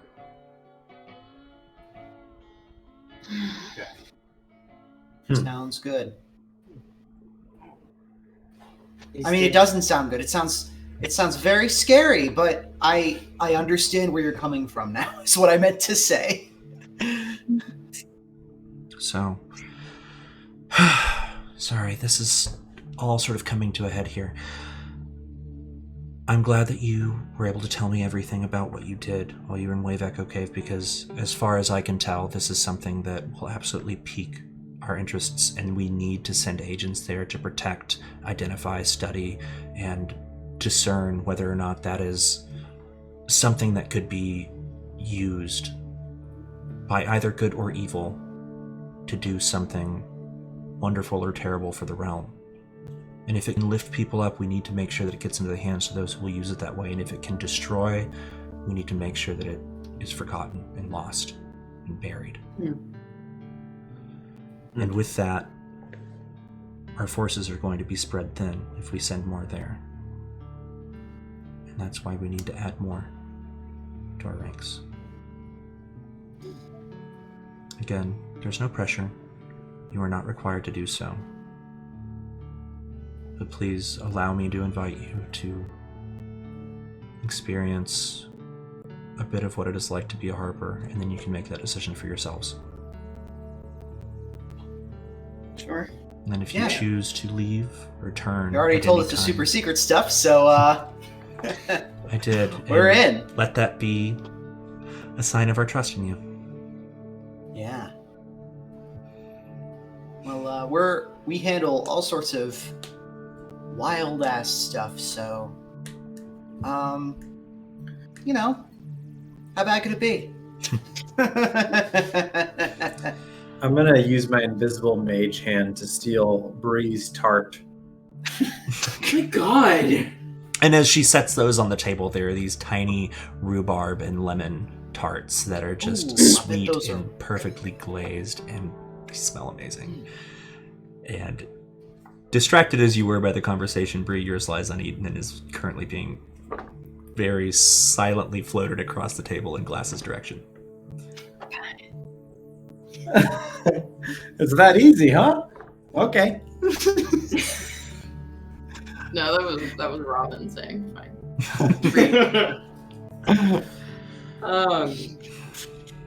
I mean, it's just floating toward. I don't know. No one knows why it's. The tart wants to be eaten Yeah. by me. Sister, I'm glad that somebody's keeping an eye on the forge. Because who's to say the same thing couldn't happen again there? And that's exactly Another what we want to prevent, because if you hadn't been there to stop the Black Spider, I don't know. There's no way for me to know. There's no way anyone could know. And between you and me, I do trust Gundren, but also he's pretty profit-minded, so Exactly my reasoning for not reaching out to him instead of you. that's fair. I can see that. Great tarts. Oh my god, thank you. They have been fantastic, yeah. I have been working on this recipe for a while, so I'm really glad you like them. Okay, last little bit of business. We leave in morning. Damn, Bree, you At finished dawn. yours already? Once we reach Tribor, it'll be up to the Lord Protector to decide where I go next. My assignment here in Phandalin was a bit of a personal choice that I'm sure we can discuss while we're on the road. I needed some time to reflect on my relationship with Demora, and it's stuff you don't want to hear right now, but I thought really long and hard about leaving the Harpers, and this post was a way for me to make that decision. And watching your vigor for adventure and the way that you tirelessly defended this town and, I don't know, pursued righting wrongs and helping those in need, it reminded me of what I'm good at, and that's doing things and not just sitting here tending to a mossy shrine. So I'm ready to go do what I was meant to do and join you on the road. Heck yeah. Welcome to the team. Thank you. It feels really great to be so welcomed. And thank you for coming to dinner. I'm really glad you liked it. Yeah, it was really fantastic. So Thank you good. so much. And she just sort of bows her head, and the long braid almost dips into one of the bowls, and she slings it back over her shoulder. Very cool. I have a little more preparations to make, and I'm sure you have some of your own. At this point, she sort of looks outside. It's fully dark out now, and you can see just outside the window, the bit of firelight coming through is illuminating the very scattered bits of snowfall. All right. I'll see you in the morning. and that's Sleep where we'll go well. ahead Bright and and take early. our break for tonight. We will Hooray. resume here in about 15 minutes. It's 8:35, so we'll be back here at 8:50. Sick. Thank you so much, everybody, for sticking with us. That was a little bit of a long first half there, but while we're away, and while we have gotten into the juicy bit of our sort of exposition for this, now we're going to jump into a little bit more adventure-y stuff here in the second half of the episode. And if you would like to, please go ahead and donate to Transgender Law Center. You can find the link at thehelpaction.com, or it's been posted in chat every couple minutes. Check that out. Throw us a message on there. We'll read those after the stream. And aside from that, anything else anybody wants to say before we go to break? Cool. Thanks for coming back. Yeah, thank you so much Yeah. for watching. It's so good to be Glad to back, and we're really glad that you're all here. So we'll see you in just a Yeah. few minutes. Take care, and catch you in a few. Bye.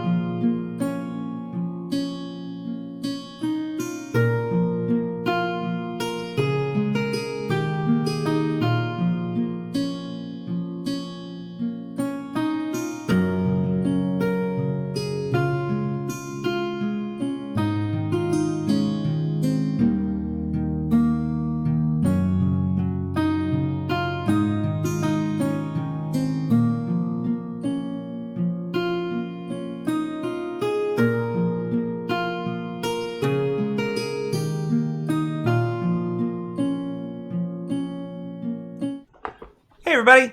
Welcome back to the Help Action. We are in the middle of episode 29, just coming back from our break. Ooh, got a whole bunch of exposition down the drain. Before we jump back into everything that we are working on tonight, I really hope that everybody had a chance to look through the links that have been in chat and donate to Transgender Law Center if you would like to. Aside from that, are there any other announcements or anything anybody wants to talk about before we jump back into the game? Awesome. So far tonight, you have woken up after your jet lag nap in the Stonehill Inn, made a little bit of commotion around town as you went and spoke to a few people, and then made your way over to Sister Garley's for dinner. And as you entered into her home and enjoyed a nicely prepared meal, she had a proposal for you. She is an agent of the Harpers, wanted your assistance in traveling to the nearby neighboring city of Tribor, much larger than that of Phandalin, to investigate an issue. Lately there have been various occurrences all throughout the realm of giants, many times backed by hordes of mercenaries, of orcs, goblins, and other kind, attacking various civilizations, and in a few of these situations, attacking civilizations that held within them ancient artifacts that were once possessions of giant kind, being a civilization that rose and fell tens of thousands of years ago. And so, with Tribor being a location that has recently identified one of these artifacts within its own area, right in the middle of town, in the middle of a caravan park, buried beneath the earth, she had asked you to travel with her there so that you could meet Lord Protector Shendril, the leader of Tribor, who also happens to be a secret member of the Harpers, an agency that now you have decided to make a tenuous alliance with so that you can see what they have to offer and decide if their goals align with your own. After accepting her offer, you found out that the good sister had decided to travel with you and become a traveling companion with you, and that you were to depart the following morning at dawn for Tribor, a 4-day journey all throughout Tribor Trail, much of that journey is something you have already done on your way to Coneyberry and to Wyvern Tor, but you have not quite yet gone all the way. So, as you depart from Sister Garley's, a heavy dinner, resting comfortably in your bellies, and some mead, taste still on your lips, you make your way where? As you digest your food, heading back to the inn, heading elsewhere, what would you like to do before you call it a night for the evening? Is the general store still open? At this point, I would say it's probably around 10, 11 o'clock at night. Most of the shops here in Phandalin close at sundown, so no, unfortunately, It is not open. Oh, okay, I'll just hit that in the morning, and I personally will head straight to bed. Okay. Yeah, I'm gonna probably head back to our room as well. I had a couple of things I wanted to get at the general store myself, but I will wait until tomorrow. Okay. Just do a little errand run before we leave. Class and Bree, anything to do before you head to bed for the evening? Mm-mm. Okay. Bedtime. So as all of you make your way back over to the Stonehill Inn and just quietly enter, turn up the stairs, make your way across the balcony and into your respective rooms where they have been neatly organized for you by some unseen hand. You make yourselves comfortable and find sleep. Go ahead and log a long rest if you need it, if you had any spells or anything that you expended. I think the only person who did so was Glass. And with that, you sleep through the night soundly. Bree with Winchester curled up in owl form at your feet. And Oleander, you with Kevin curled up on the pillow next to your head, keeping you warm. His tiny little weasel snores, keeping you company as you drift into sleep. Yes. Before I go to bed, actually, before it gets too late, can I attune my spider staff to myself, or did I already do that? If you have not already, as you take the spider staff that you had gleaned and obtained from the defeated black spider, you sit on the floor, cross-legged for a moment, place the staff across your lap.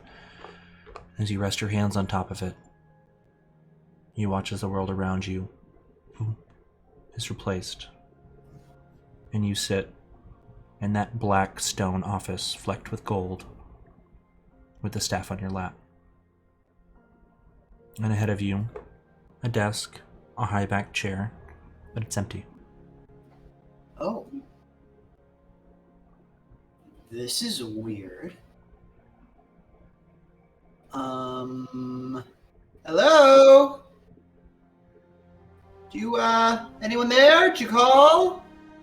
And as you turn to the ground just to the right, next to you, hey, I don't think he's home right now. Home? Did Why are we here then? you bring us here this time? I was just trying to attune this staff. I thought usually this is kind of a one-way form of communication that he has with us. Huh. Should we I mean, I don't want to poke around or anything like that. That sounds like kind of maybe a little bit of a bad idea, but yeah, we should probably. I could see that as being a. This a is breach of interesting. trust. I don't Yeah, know. I don't know if I've ever seen anybody be able to come and go from the Lore Nine's. This plane, yeah. God, Dementia we must be will. in hell, aren't we? Huh. Right. Well, are there any doors or anything out of this space or anything? As you glance around you, you sit now on a large stone platform, perfectly rectangular, on the edges of which, instead of walls, a sheer drop into nothingness and black mist below. No doors, no walls, no windows. Just a platform floating in the absence of anything. Just black space all around you. Spacious. Huh. Okay. Shit, I don't know how to escape this. I guess I'll just... Oh, shit. Let me finish attuning this staff real quick, and then if I can use spider climb or something to find a way down or something, maybe we can find All right. somebody to help us out, or we can I don't know, find some way to get 10 of Nine's attention. I'll just keep quiet for a minute then. Yeah. And as your familiar just sort of takes his weasel form and curls up just underneath one of your legs as you sit cross-legged and almost seems to hide. Mm-hmm. There's a nervousness about him that you recognize, and as you continue to concentrate on the staff, you sit and focus for another 45, maybe 50 minutes or so. And at the end of that time, there's an understanding between yourself and the object. And you feel as though you cannot see it. For a brief moment, your mind is drawn back to the Forge of Spells, where those tiny ley lines and infinite, perfect bits of geometry, you can tell somewhere, in some way, the connections between yourself and this staff have been made more secure.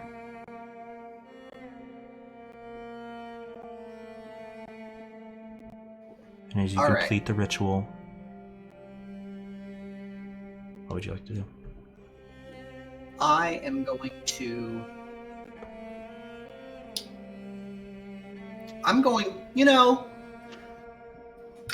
while we're here...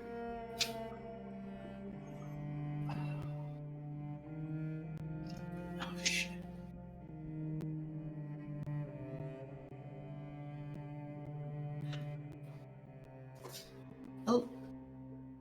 A little look wouldn't hurt, right? I mean, that's maybe not. That's up to you. That's up to you, boss. I mean, what would I even be looking for, though, right? What? It's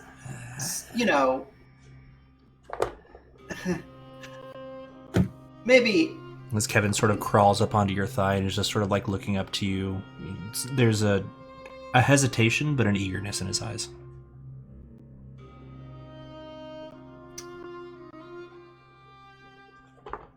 wouldn't. I mean, he's been nothing but supportive of me, but you know, I keep waiting for the other shoot. You know. I think you said waiting for the other shooter drop. You froze for a second there. Did you say anything after that? Oh, I said I keep waiting for the other shoe to drop.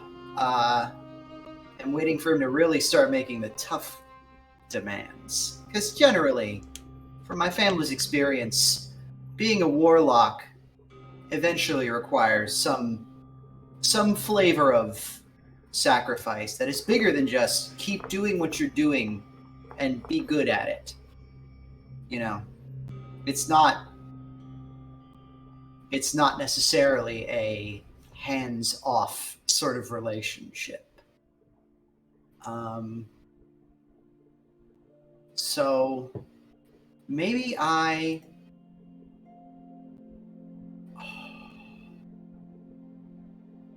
just take a quick peek in one of his desk drawers.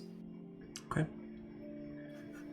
As you rise to your feet, using the staff to sort of lift yourself up, Kevin jumps off of your feet and makes a soft as he lands on the ground next to you and just sort of looks up with wide eyes and says, "All right, I mean, I don't really know what I'm looking for around here, but I'll try to keep a lookout. You do what you gotta do, boss."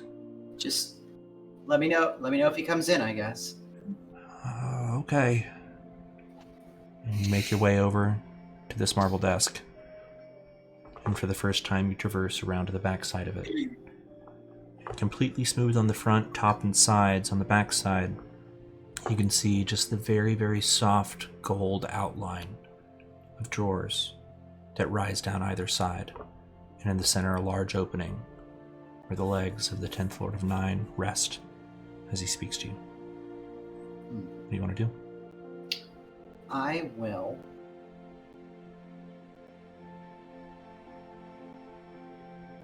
I am going to.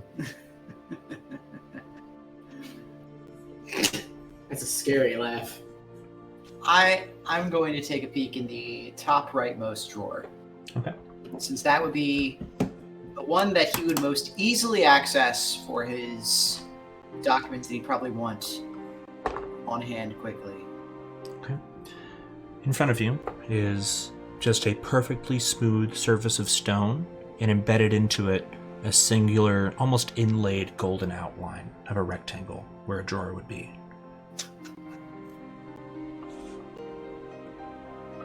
I try to push it a little bit to see if it's one of those like IKEA type drawers that pop open. Okay. As you place your hand on the surface, he watches that golden outline illuminates briefly for a second, and the drawer clicks in and then Fancy. slides out silently. And looking down from the inside, you see tucked in one of the corners, next to several other papers upon which are runes and languages that blur and shift as you perceive them, a scroll.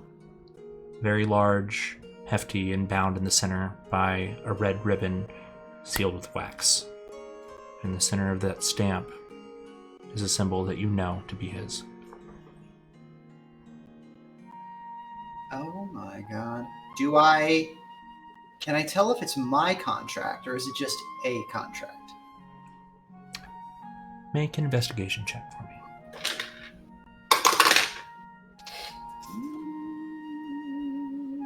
That's gonna be a 19. 19. Or no, wait, so it's an 18, so 18 plus 3, 21. Wow. Looking at this paper, you recognize a few splotches of color, a few frays and tears along the one flat edge before it rolls into that sort of double roll around the long wooden cylinders it is wrapped around on either end. It looks familiar.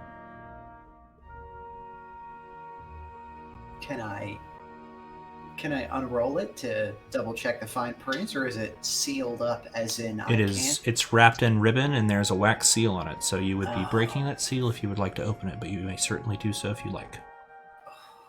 Shit. Do I have anything that could help me in this?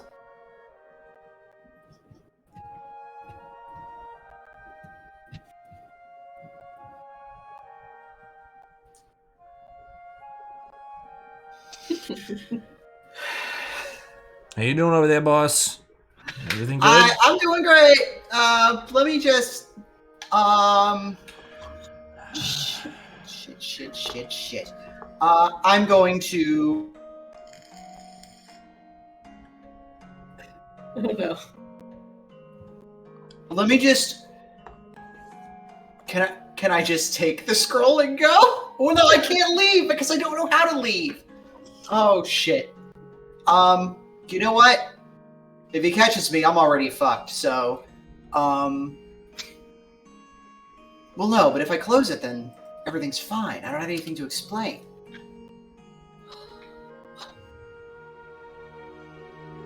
But you know,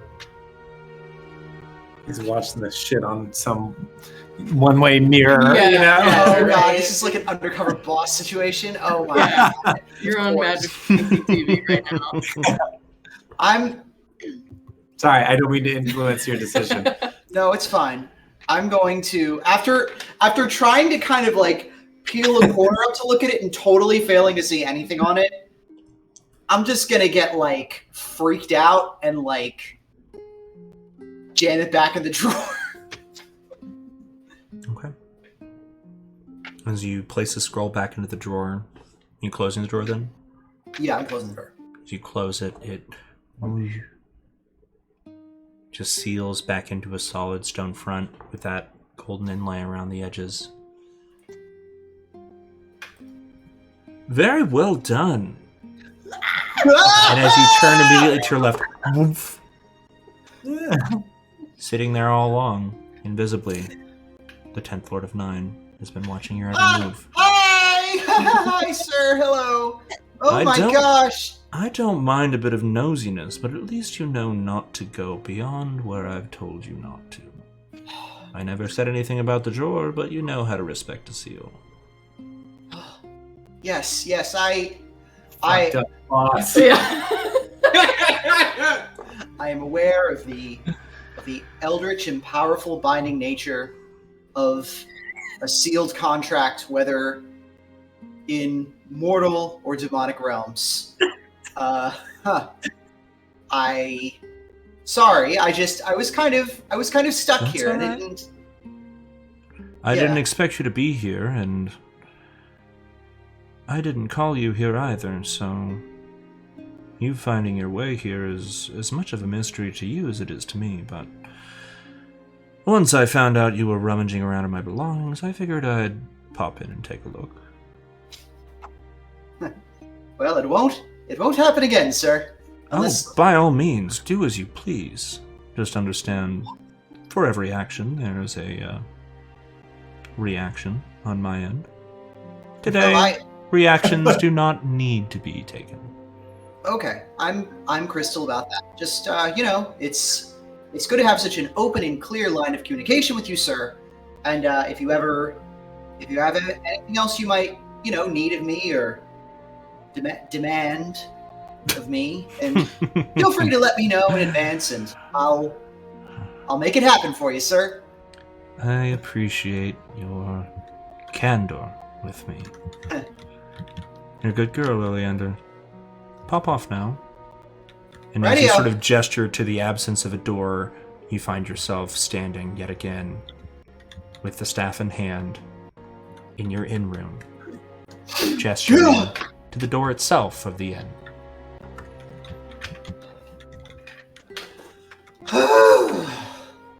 Too close. Too Ambrose, close. What was I freaking thinking? What was I thinking? Too close. My God, I'd be a freaking grease spot right now, just zorched into oblivion. What the fuck are you doing, Oleander? Don't fuck this up! Oh my god. Like standing there in like my underwear. Oh, I thought you were in bed already. Ambrose, the last thing you remember seeing was you were about to fall asleep, and then you heard Oleander begin to mutter for a moment, and you kind of cocked an eye open and saw that she was sitting there with a spider staff beginning to attune.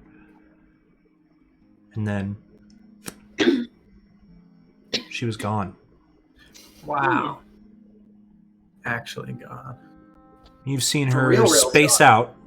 You've seen her pause in time for a moment. But you've never seen her vanish.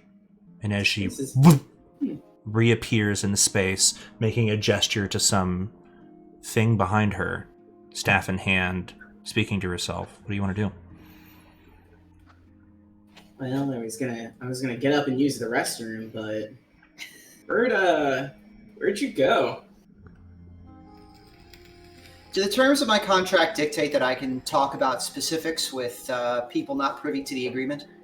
You don't know. You've never read it. Oh, great. I was I don't know how much of an NDA I'm under here. I had a bit of an unexpected meeting that I had to take with my, supervisor, the guy. the guy who lets me do the things, that whole. I don't know if I can say much more than that. It's very under wraps. But, Would I be familiar with how warlocks and their patrons work? To a degree, yeah. If you would like to see exactly how much you know, you can make a Arcana check. Yeah. I feel like that's something I would know a decent amount about. Oh, okay. Yeah, it's a 27. Oh shit! You know more about him than I do. Is that your minimum roll on like a history check? It's my Arcana is 8 plus 8. Jeez. Brain power. You're aware that oftentimes warlocks are people who make deals with powerful otherworldly entities, but it is not uncommon for those people to have absolutely no idea as to the terms of what they're agreeing to. Okay. And this very much seems to be the case here with Oleander. Okay. Well, if you need assistance, Oleander, let me know. I mean, not. You didn't seem like you pooped out on purpose there. I didn't even know what was happening. I was just trying to attune the staff, and suddenly, I was there. And if this is going to happen every time I attune something, every time I use this staff, even, I hope not. I assume the Black Spider didn't experience similar issues with it. Otherwise, she wouldn't have gotten anything done, right? Hey. I make jokes to break up the fact that I'm kind of scared right now. Oh, I know. Yeah. You want me to bring you a loaf of bread from downstairs? No, I'm good. A nice good. comforting loaf of bread. Wow. Can I offer you a loaf of bread at these trying times? Thanks for the loaf. Yeah. Good night. Thanks for the bowl. I offer, Nevertheless, yes, Oleander, you may go ahead and attune to the spider staff. Ambrose, was there something else you wanted to say? Oh, I was just gonna give her a pat on the arm. Thank you. If I find out that I can tell you more, I'll tell you more. I'll ask him the next time I see him, and if I can tell you more, I will. Because, I'm ride or die with all these posse, but you've known me longer than these other two weirdos, so Yeah. I trust you the most. Wow, thank you. And as the two of you connect over the fascination with the unknown, you eventually find yourselves back to sleep and experience a nice, full night's rest. The next morning, as dawn breaks, or maybe not quite yet, as you all are aware that you need to wake up and be ready to leave at that time, what are the preparations you would like to make for the following day? Should we get, like, winter clothes? It does seem a bit cold out. That was going to be what I was thinking of checking out at the general store. So Yeah. Let's do it. Before we head out, I would like to, if we have time, actually, no, never mind. We don't have time. There's something I need identified. No, I was gonna try and attune my 50 billionth magical stick, the wand of magic missiles, but I think that takes a little while. So let's just go to the store and get some supplies and boots. Okay. As the two of you begin to make your way towards the store, Glass, what did you want to do? Before I leave the tavern, and maybe before I make it to Cornbury,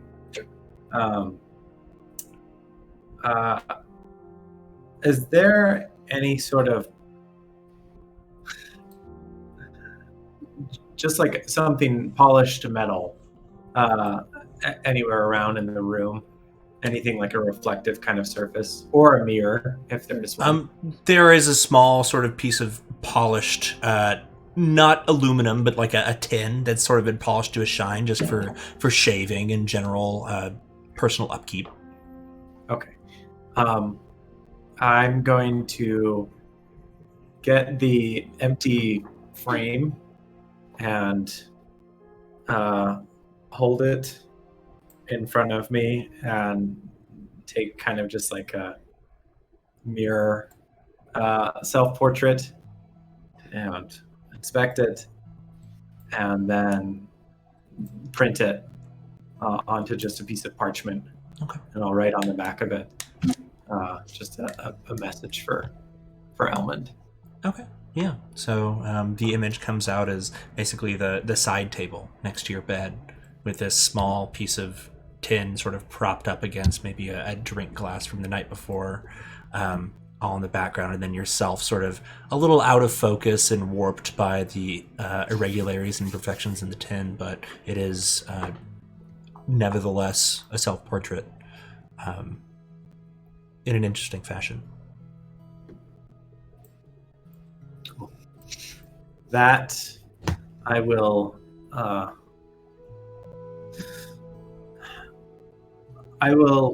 leave that on the bed, but signed to Elmond. And I will make my way out to the store. Okay, cool. Bree, anything that you would like to take care of, or are you just making your way out as well? I'm gonna see if I can find Toddlin. Okay, yeah, easy enough. You make your way downstairs, and as the rest of your friends sort of head out the door and make their way towards the general store, you make your way over to the front desk where he is sort of behind the bar, dealing with maybe the one or two customers who have slept the night there and the few that have come in to just buy bread or whatever they want to have for breakfast for the morning. And as you approach, he's like, morning, Bree. Hey, heard y'all are heading out today. It's a little bit of a shame, sorry. And sister told us, but we got a couple things for you we wanted to give you before you headed out. We'll give them to you out by the cart, though. Or I think a little bit of the town's going to see you off here. Oh, you don't have to do. Oh, Thank you, Toddlin. Yeah, no problem. thank you so much. There's something I can help you with before you head out? I wanted to, thank you for how kind you've been to us, and Listen, the kindness was a thank you to you, so we don't got to go around that circle too long or get dizzy. Yeah, we went around that a little bit yesterday. Are we all downstairs? Or is Yeah. it just I'd assume the rest of you have sort of made your way downstairs and just headed out the Oh. front door just by a little ways, and Bree hung back just for a moment to talk to Toblin. Okay. I was also wondering, did you? I mean, have you been cleaning our rooms while we've been gone? I mean, Very kind. I did a time or two, but it's mostly been Tralina. That's my wife's name. I don't know if you ever properly introduced, but yeah, she makes her way up there every now and then, just to takes care of, I don't know, just neatening things up for you. I hope that wasn't a breach of privacy. Cool. Trying to make sure Pip wasn't going in there with him, because I know he probably got some stuff in there that's dangerous, but Yeah, we do. told her the same thing. I said, you better leave their stuff alone, it might blow your head off, but she said, no, I'm going to make it nice for him, so.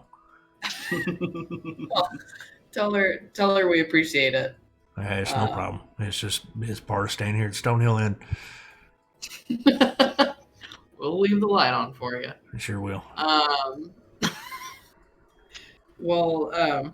Thank you, and yeah, thanks to your wife as well. It's no problem. You can see as he's sort of smiling, there's like a bizarre amount of like sentiment in his voice, and there's almost like a mistiness about his eyes. And he's like, I'm just really glad you guys came through and were able to stay here for so long. You've been such good customers. And I hope to come back soon. I'm sorry, I'm getting a little feelsy. Okay, we will. Take care of Drew. Don't let him do anything too stupid. Actually, this is probably a better place to talk about it instead of out at the cart, but I had a little talk with Harbin, and I mean, I'm gonna be doing my best here to make sure that Harbin's not, pushing that little guy around. So I'll keep an eye on him for you. And Thank you. I feel like he could use a little bit of help making his way into society here, so I've offered him a little bit of a job here. Oh! The king of jail is now a king of being a responsible adult. I'm just gonna wash a couple dishes and stuff like that, but I don't know, I just kind of thought y'all really opened my eyes to the idea that goblins ain't all that bad, so figured maybe the other adventurers that come through here might want to see that, so they don't just, murder them willy-nilly. Yeah, who knows? I've heard of goblin adventurers out there. Anything can happen. It's a big world. Yeah. All right, well, y'all get ready to go. I'm gonna meet you out at the cart when you're ready to pop off. So, Righto. Thank you so much. gives you a little bit of, and tips an invisible hat, and you make your way back out and into the streets, where you can see in front of the general store, your cart and both of your horses have been set up and ready to go, and you can see standing out front of the general store is Barthen.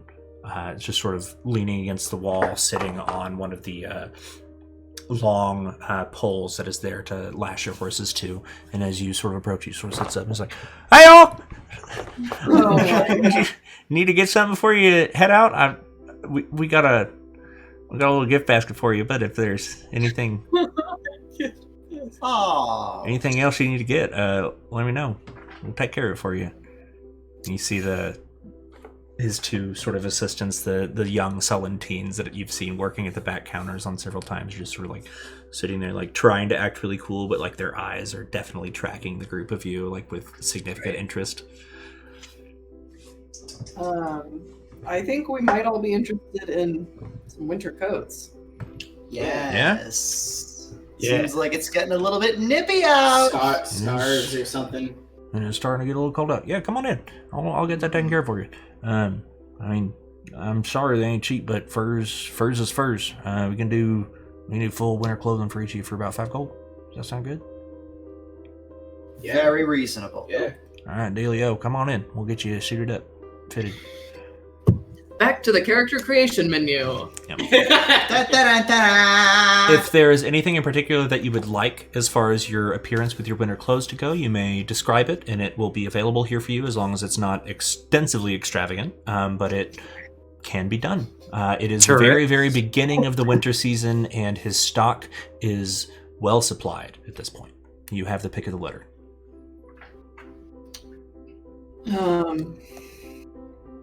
Definitely want. Oh, sorry, you first. I think Bree gets like a big fur collar. I mean, big for her is probably like, half a weasel or something. Like big fluffy fur collar with just like dark blue wool for the rest of the look. You spot that on a rack and make your way over to it. It happens to be exactly the right size for you. And as you pull it off, try it on. It's a little bit big, but that's something you're used to when shopping as a halfling. Sure. Mm-hmm. Anybody else? Any particularities? I definitely think that I've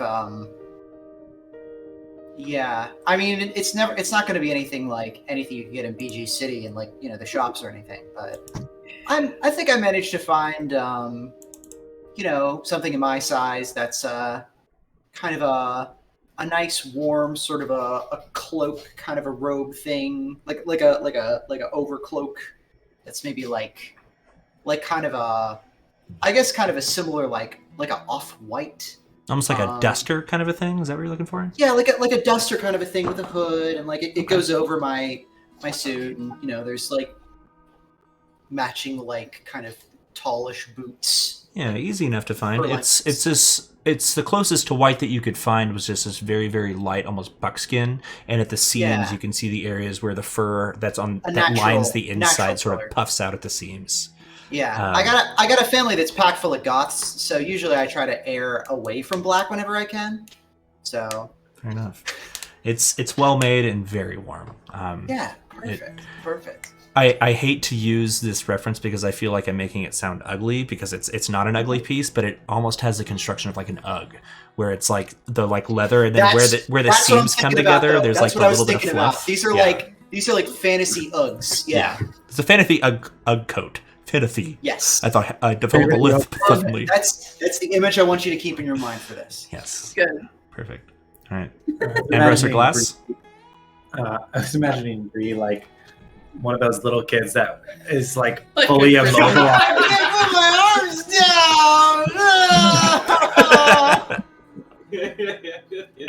down. Amazing. I think, well, considering Glass is fully furred, I don't think I would need something with like a lot of poofy fur, but probably something kind of like materially just like dense, just kind of like a straight pelt. Like aiming for more of like a water and wind resistance kind of thing. Yeah. Okay. So I'm thinking probably something that's kind of like pretty simple on the outside, furred on the inside, like line, like, but not, I don't know. Yeah, like a pelt. And probably something in like a maroonish color. Hide hidden buttons, just kind of like a pull across strap along the front. Okay, yeah, there's this sort of beautifully put together, like dark, almost reddish deer skin with the fur still on the outside, almost like a triangular poncho. But it has sort of sleeves underneath, and the front sort of pulls across and has those sort of like bone toggles made out of the tips of antlers. Yep. And it gives you a little bit of that almost like cowboy silhouette, just with this sort of V shape to it. But it's striking. It looks good on you. Ambrose. This is actually great that we're doing this, because I still need to finish the promo art for this season, and I can draw everybody in these outfits now too. Hey. Yeah. Ambrose, what's your outfit look like? Oh, so similarly to Glass, I'm pretty well furred, and also wearing the bodies of other animals feels a little grim. And also, I like my jacket, so I think I would try to find just the longest, thickest knit scarf that they have, and then get 2 of them, and then wrap as much of my body in them underneath the coat. Okay. Ambrose, the Lenny Kravitz scarf. So from the outside, after you put everything on, you don't look terribly different, but you do just look a little more robust with the extra couple of layers of like dark woolen knit underneath. And wow, that's like a plus 0.2 to armor. Yeah. As long as it's not piercing, you're good. Ideally, they'd be long enough to where they can kind of hide my little poofs. Seeing as we're going somewhere very populated. And then for those of you who require them, I'm assuming that all of these outfits come with pants of whatever, or skirt or whatever sort of lower body clothing that you want, and then boots or any sort of footwear that you may need. And then we can confer about that and set it up for anything that you want to draw later, Iris. But as you finish shopping for all of your things and you make your way back outside, you can see that the town here has gathered in force to see you off here. And you also see standing and sort of leaning against the cart there. Ambrose said something else. Oh yeah, go ahead. Oh, I was gonna say, should we get rations? Sure. Yeah. Oh, sure. I put 100 rations in my bag of holding. Oh yeah, it's refrigerated in there, so.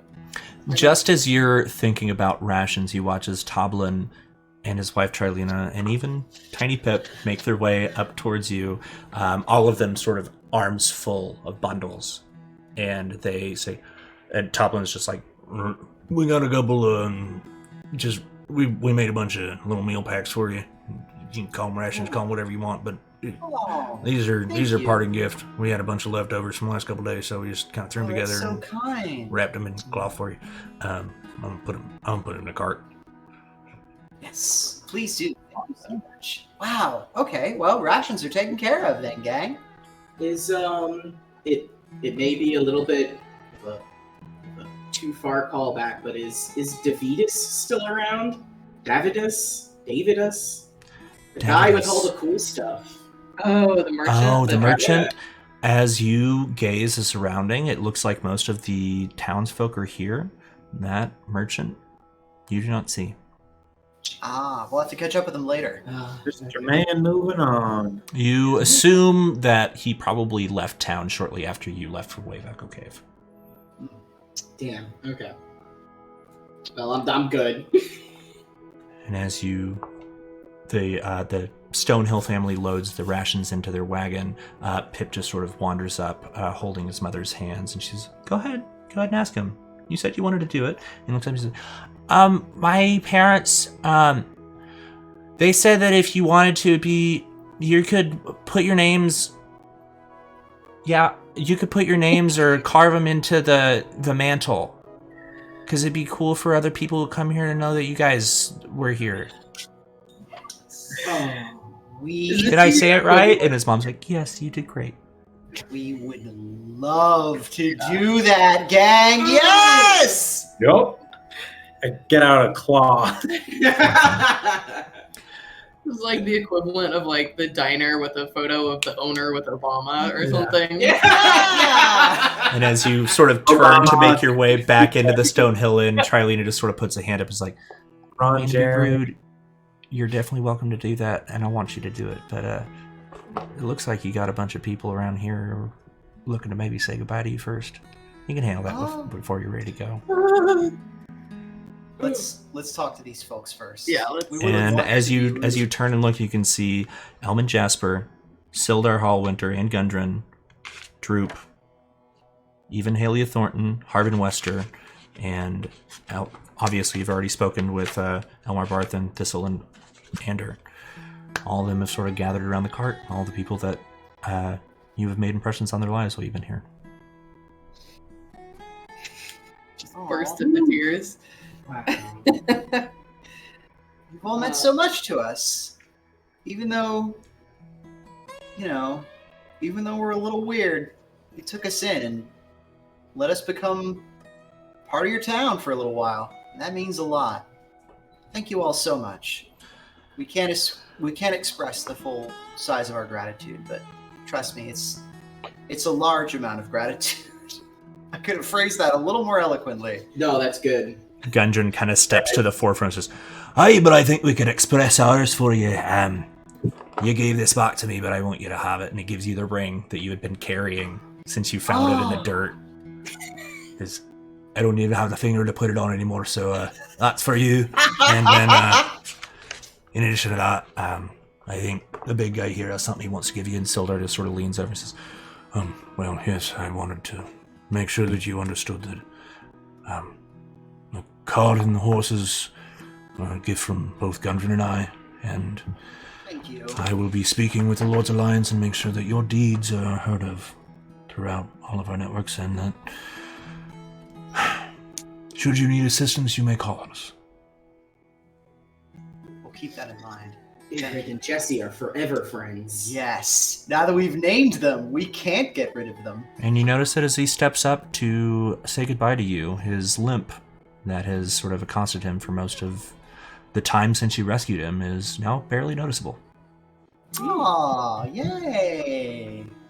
Sildar, I was really ready to leave you in that cave, but I'm sure Gladly did. I'm very glad you didn't. Yes. Been It's been great having you as a point of contact. Thank you so much. And you as well. I'm As a glad friend. Glad you were able to do the things you set out to do. And that's, Yeah. and just sort of puts his hands up and sort of backs away. Yeah, bring it in, Sildar. I'm going for a yeah. Yeah. Boom. There you go. Very glad it was that. I thought you wanted a hug. Oh, we could do that too. No, that's okay. And he gives you sort of the awkward dad back pat. Yeah. That's a good dad hug. That's a quality dad hug. And as Really soon as out, you're sort of Sildar, let it released from that hug glass, you spin and you see that Elman Jasper is there and just sort of doesn't say much, but just holds up 2 small sheets of paper to you. Says, these are... I didn't write anything on them. That's for you. Just if you ever need to contact me or anybody that I can get in touch with through the Bardic Network, write it on this, and by the time you're done with your message, fold it thrice, and it shall be sent to me. I will take them. So you have 2 sheets of sending. Ooh. Let me pause my role playing while I write that. See, he's not being weird about it. The So rations, possible- by the way, that you got from the Stonehill family was 10 sets of rations.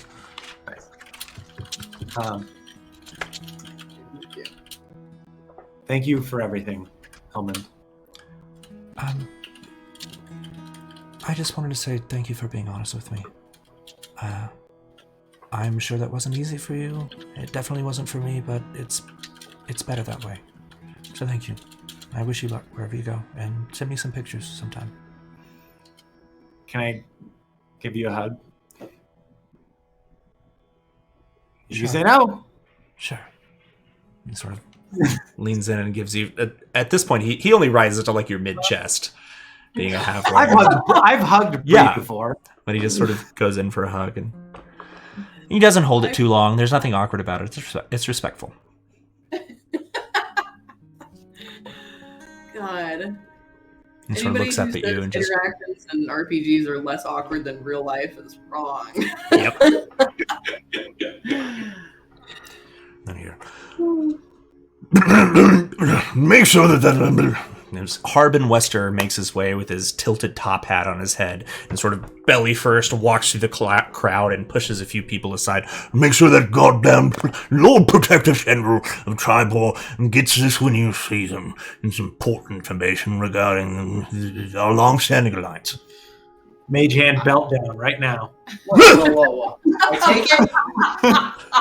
He sort of struggles to bend due to his just sort of... We can disrespect a lot of government institutions. Make an I will not Arcana have check. I'm going to make a disrespect- dex save for him. We'll compare the two. What was your Arcana check, Glass? Oh, my Arcana check? Yep. For your mage hand trip. It's good. 17. He rolled a natural 3, and he goes down hard into the dirt. The letter in his hand, just before handing it to you, Oleander goes flying and tumbles through the air and lands Can in I the dirt. catch it with the mage hand? Make a dex save. I try to contain laughing. That is 14. Yeah, with that, you just sort of clutch it out of the air and hover it back over to yourself. It the weird looks like an thing. envelope that has been sealed with a wax stamp and the seal of the town itself. I am so sorry. Here, let me help you up there. Oh my goodness. I don't know what happened there. Lost my balance. I brush a little bit of the dust off his jacket. Hey, sorry about that. We'll make Nothing sure to that see gets here. away. Yeah. Don't worry about it. Thank you. You wouldn't share For that. trusting us. You wouldn't share that. How damn- embarrassing. And at this, he just sort of flushes red and just turns and begins to walk back over to the townmaster's hall.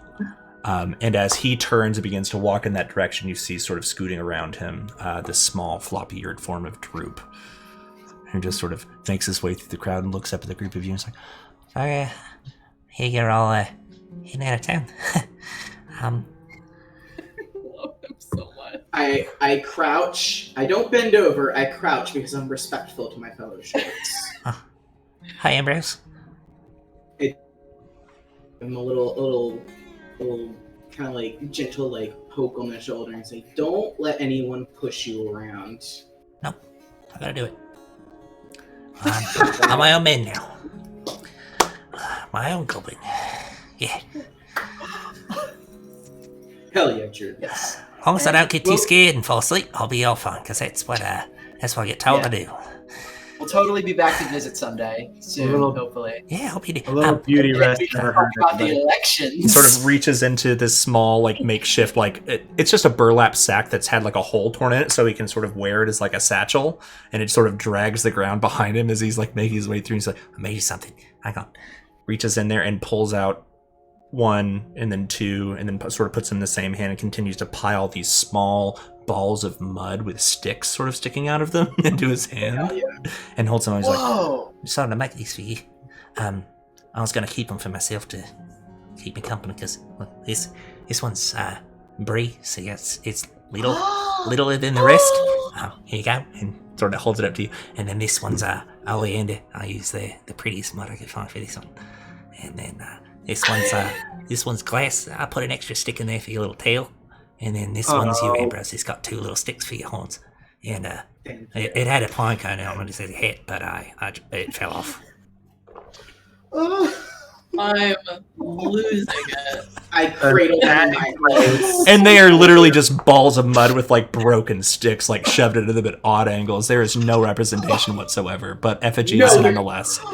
They're the most beautiful things I've ever I'm seen. tearing up in real life. I'm gonna add to my inventory effigy. Parentheses. Dirt clawed effigies, yes.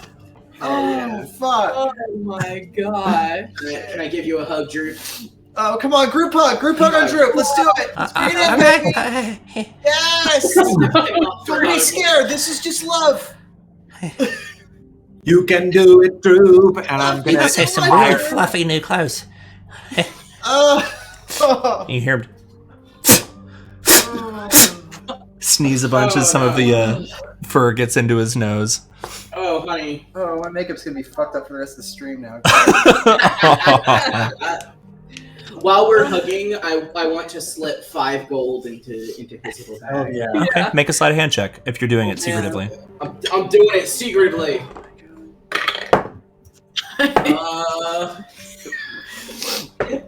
Cool. That's a 7. Droop rolled a 2, so it doesn't matter. He did not Oh, notice. Hell yeah. I'm gonna give Droop a sword. Yeah. Whoa! Yeah. Okay, Yeah! describe how you are doing this. He's I just sort of know. standing there now, just like sort of wiping the tears out of his eyes after sneezing really hard and like looking up at the group of you, a little Right. bewildered after the hug. I have just one of my old short swords. I'm gonna tell him like, now don't just like swing this around, but maybe like, I don't know, learn how to use it good. Talk to Here you someone. go. Yeah. I've A never fun seen. bonding activity with Sildar. She's such a good teacher. I've never seen something so shiny that belonged to me before. Thank you. Oh, He sort of grabs it by the handle and is like, Sildar told me not to ever swing a sword unless you're ready to hurt somebody with it. So he just That's a takes good- it and sort of that's a sets it good on the ground in first front of him. He's rule. like, I'll pick that up when I'm ready to go back to jail. See, Ambrose? Good man, dude. Responsible. Yeah. Okay. Thank you. Who else do we have to say goodbye to? I mean, honestly, Droop again the second time. And Whoa. surprisingly enough, Droop comes back in. Is Okay. I want to. I'm gonna find Pip and kneel down and talk to him. Sort of looks up at you and he's like, "Hey, are you guys gonna come carve your names in the thing now?" You bet, buddy. Awesome. Hey, Pip, what do you want to be when you grow up? I don't know if I want to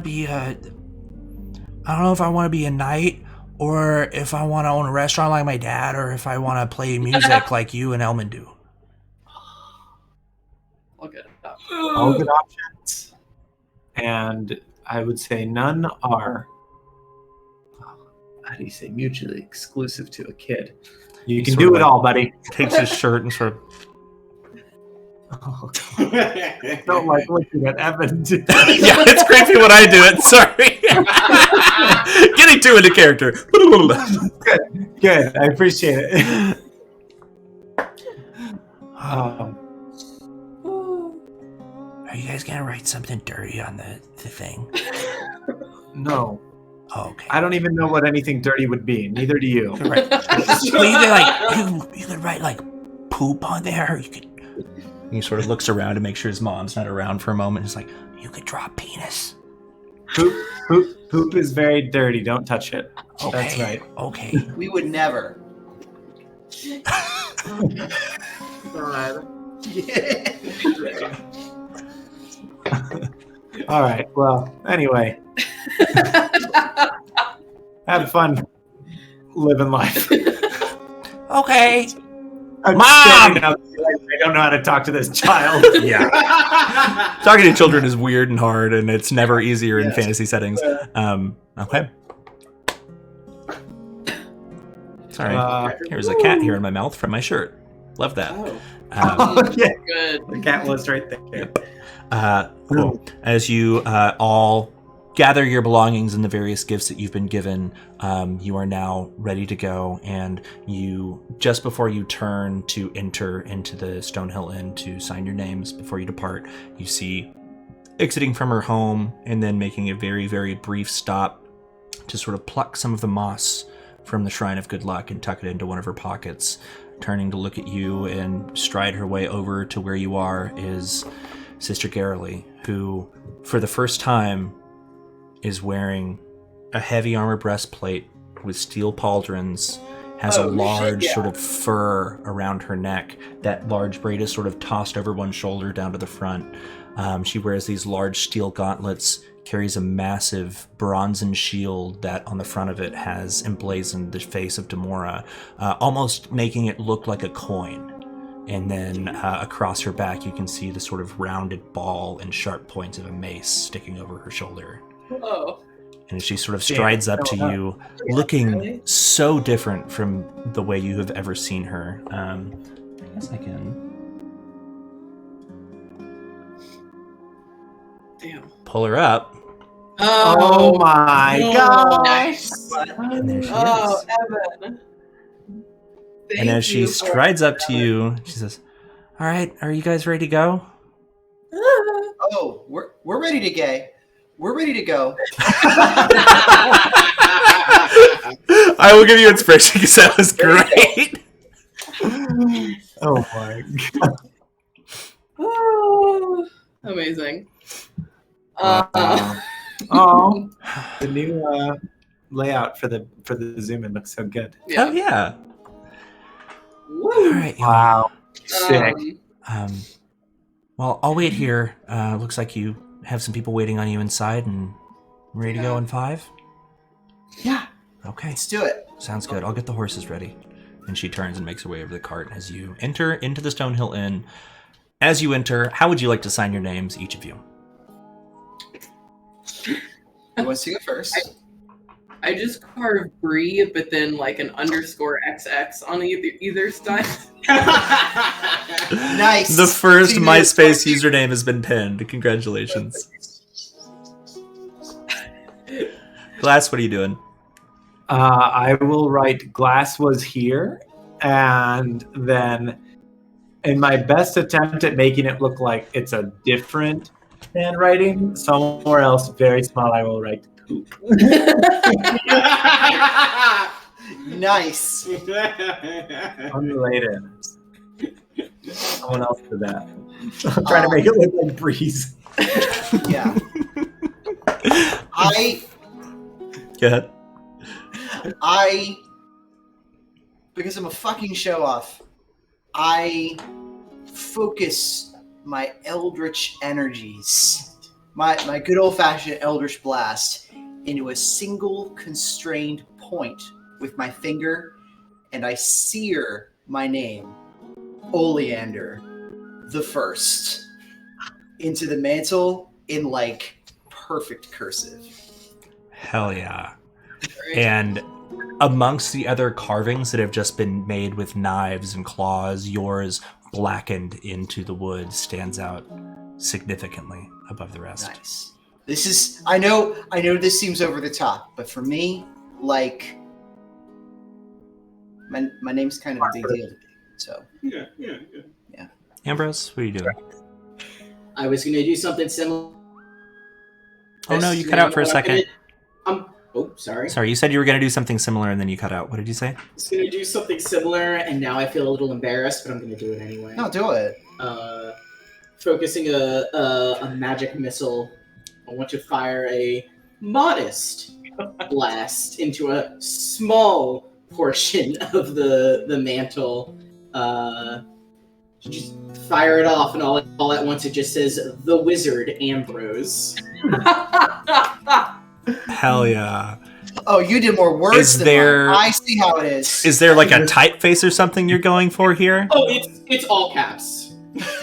Nice. It's There's just all like caps. soups in there. And Yeah. so God. seared into the side of the mantelpiece for all to see, whoever may return to the Stonehill Inn, perhaps even yourselves at some point, are your names in memoriam. Well done. Wow. And as you make your way back out onto the street, you see that your cart there is ready. Many of the people who were there to greet you have made their way inside, and sitting on the passenger seat, not taking the driver's spot, is Sister Garrely. And next to her, petting one of the horses, you see Halia Thornton. And she eyes you with a bit of curiosity, Bree. I invited you to come see us off. It's no trouble. I am assuming you have considered my proposal, but do not speak of it here.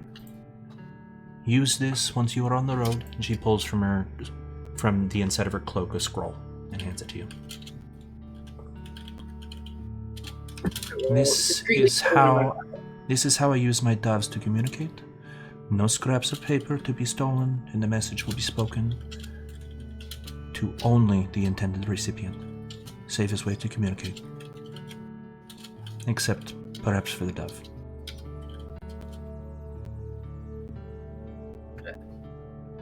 Be well. Thank you. Tell me, and their eyes sort of flick over to Sister Garrely and then back to you. Tell me of your adventures when you have the time. I look forward to hearing from you. Thanks for everything. And then she gives a bit of a nod, and you see as she turns and begins to walk back over the dove post, and you watch as he, from behind, sort of pulls out, and you see the small puff of smoke come up as she smokes a cigarette on her way back over. Well, are you all ready? Yeah, Ready let's as a letter. do it. Let's hit the bricks. Right. Let's blow this popsicle stand. And as you pile into the cart and begin your way up the switchback road and out of town along the Tribord Trail, the day begins to come to full light as dawn is now past. And yet again, just like last night, very, very faint traces of snow begin to fall here and there, and you're very, very thankful for the warm clothing that you purchased earlier. Ooh. Your travel continues for the better part of the day, winding you through the Triboar Trail along much of the path that you took to reach Coneyberry. And you get about halfway there. Before, Bree, you realize there's something in your pocket that you definitely didn't place there yourself. Sort of tucked in the back side, and it's large. Impressive. I will take a look at it. You pull it out, it's a long tube, capped on either ends with sort of brass fittings. No markings or anything on it? Not on the tube. I'll crack it open. As you pop it open, the smell of leather hits your nose. And from inside, you sort of tip out and pull out this long, rolled up piece of very, very thin buckskin. And as you unroll it, on the inside, hand painted in very meticulous detail and tooled with raised marks to show peaks and valleys and mountains, is a map of the north. Oh, thank God.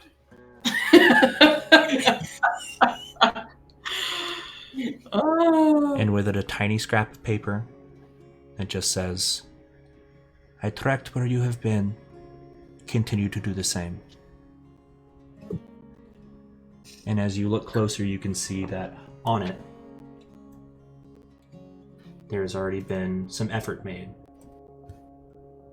to show the areas that you've already been. Hell yeah. The map itself is huge. And you can see Halia, Oh! or someone. That's all the ground we've covered. Okay. It's a big Okay. world, man. And Wow. you can see on there is marked your trail all the way down from, let me get my thing here, away from Neverwinter. Grab my right tool here for this. Come here. Oh. Neverwinter. No. Well, that's not going to work, but I'll just do it with a pen. That's fine. So cool. There we go. Now it's finally working. Neverwinter all the way down. Well, my finger just won't register on my screen, but that's right. Beginning in Neverwinter, all the way down to Phandalin. And then you can see Ymix's Cave has been marked. Cragmaw Castle. Hey. Agatha's Lair. Wyvern Tor. Wow. And today, even Wave Echo Cave is there. And as you make your way sort of up from Phandalin and across the road, darkness falls about here for you. As the first day of your journey comes to a close, and as you prepare to make camp, that's where we're going to go ahead and end tonight's session. Wow. With a Cool. very, Ooh, I'm very so big excited for world this. ahead of you, It's gonna be so awesome. Oh boy. Ow. and a ton of shit to do. Oh my gosh. I love my creepy new postage benefactor. Just a post woman. I don't know what you're talking about. She's so cool. Awesome. Great job, everybody. Yeah! I had Back at it again. was curious about how today was going to go, but I'm glad that we took the time to roleplay all that out because it was very Yeah. worthwhile. That's fun. It's fun. I like roleplay. I'll send you all the list of items that you received on your departure just to make sure you didn't miss anything. And next week, we will begin the Trail to Triboar. Sweet. Good job, All everybody. right. Hell All yeah. right. For everybody who's been here, sticking with us this whole time, thank you so much for being a part of the stream tonight. We really appreciate you being here. So glad to be back.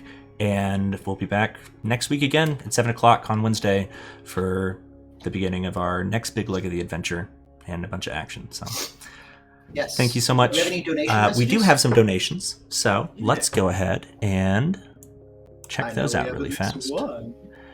We have one from Dalm for $5. Thank you so much. That says, as a trans, I gotta say, love the trans. Thank you. Facts. Yeah. Me Can't say too. it any clearly than that.